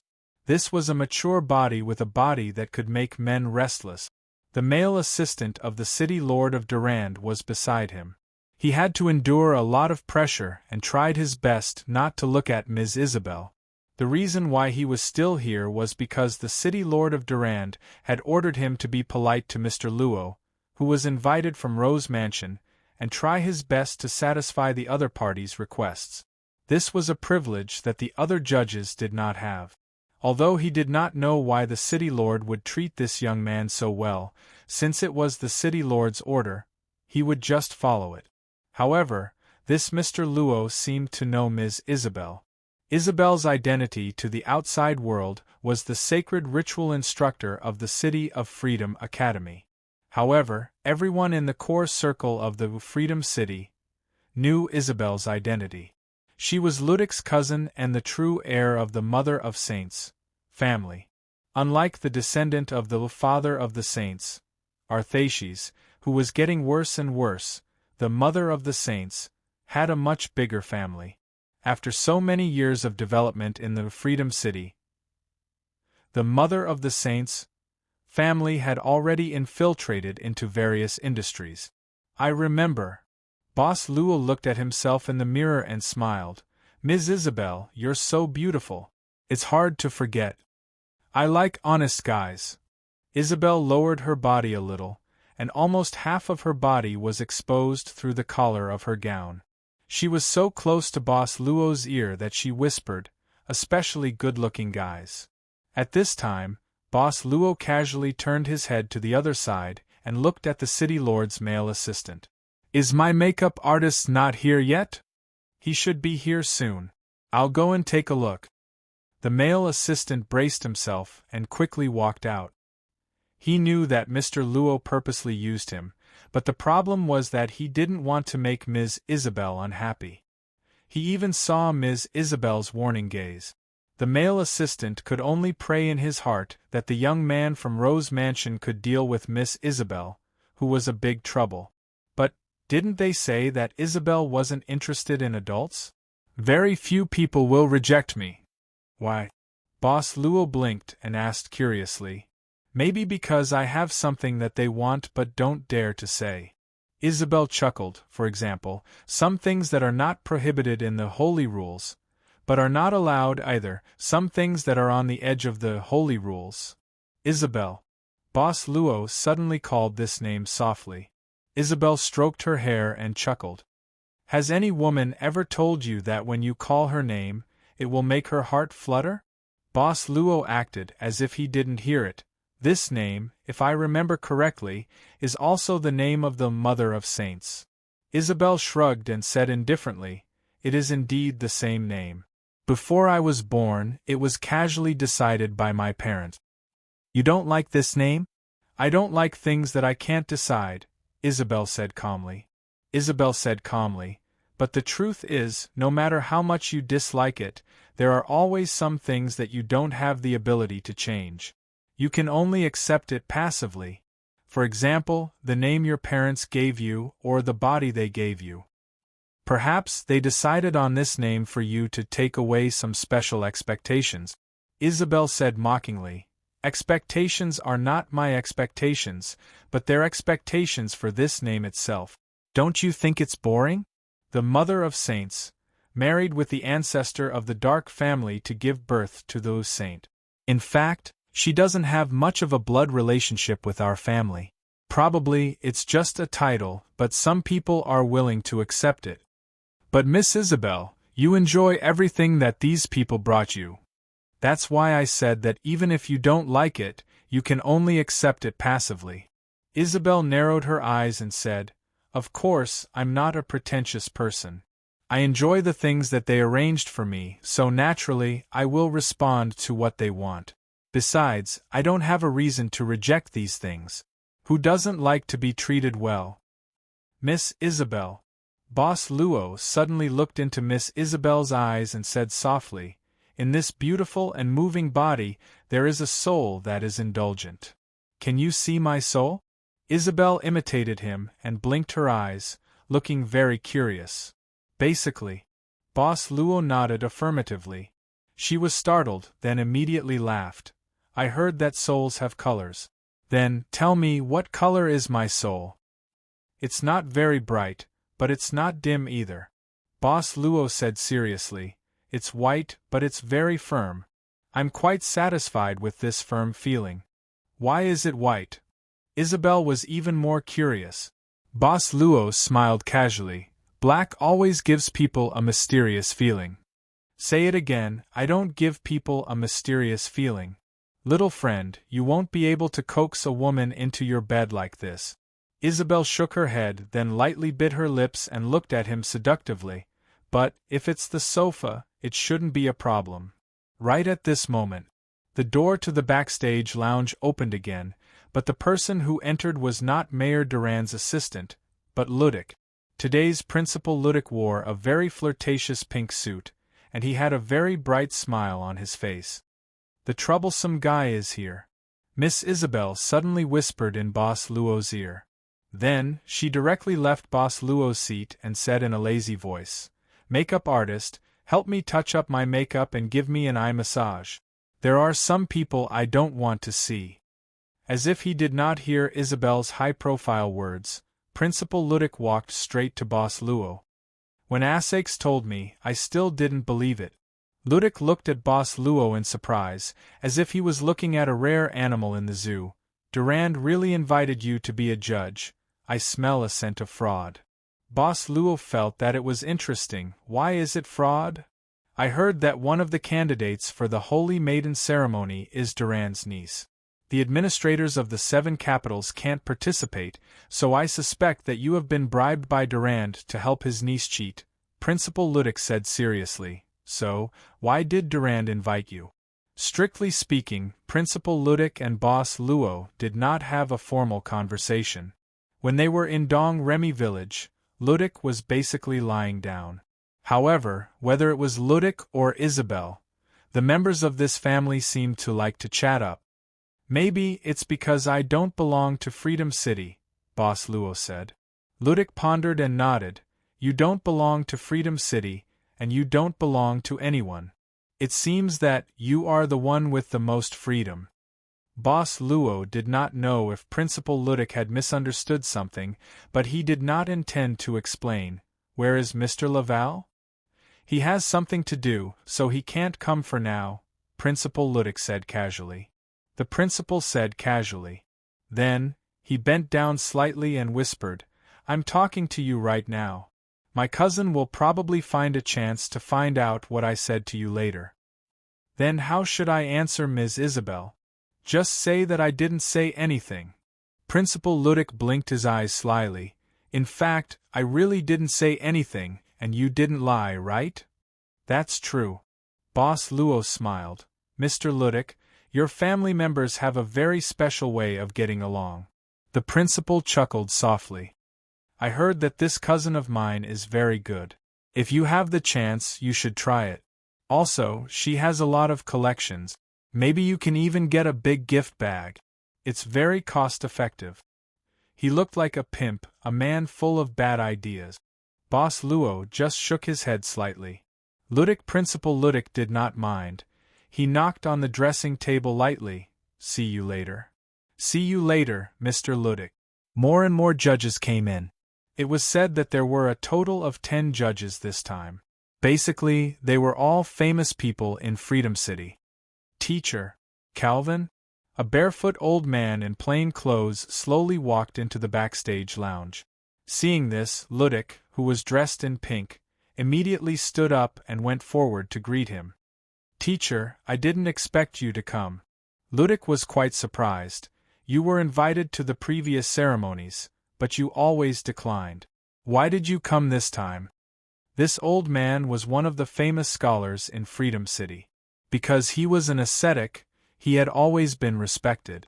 Even before St. Fall, the saint would treat him with respect. Everyone in the resting area came forward to greet the ascetic cultivator.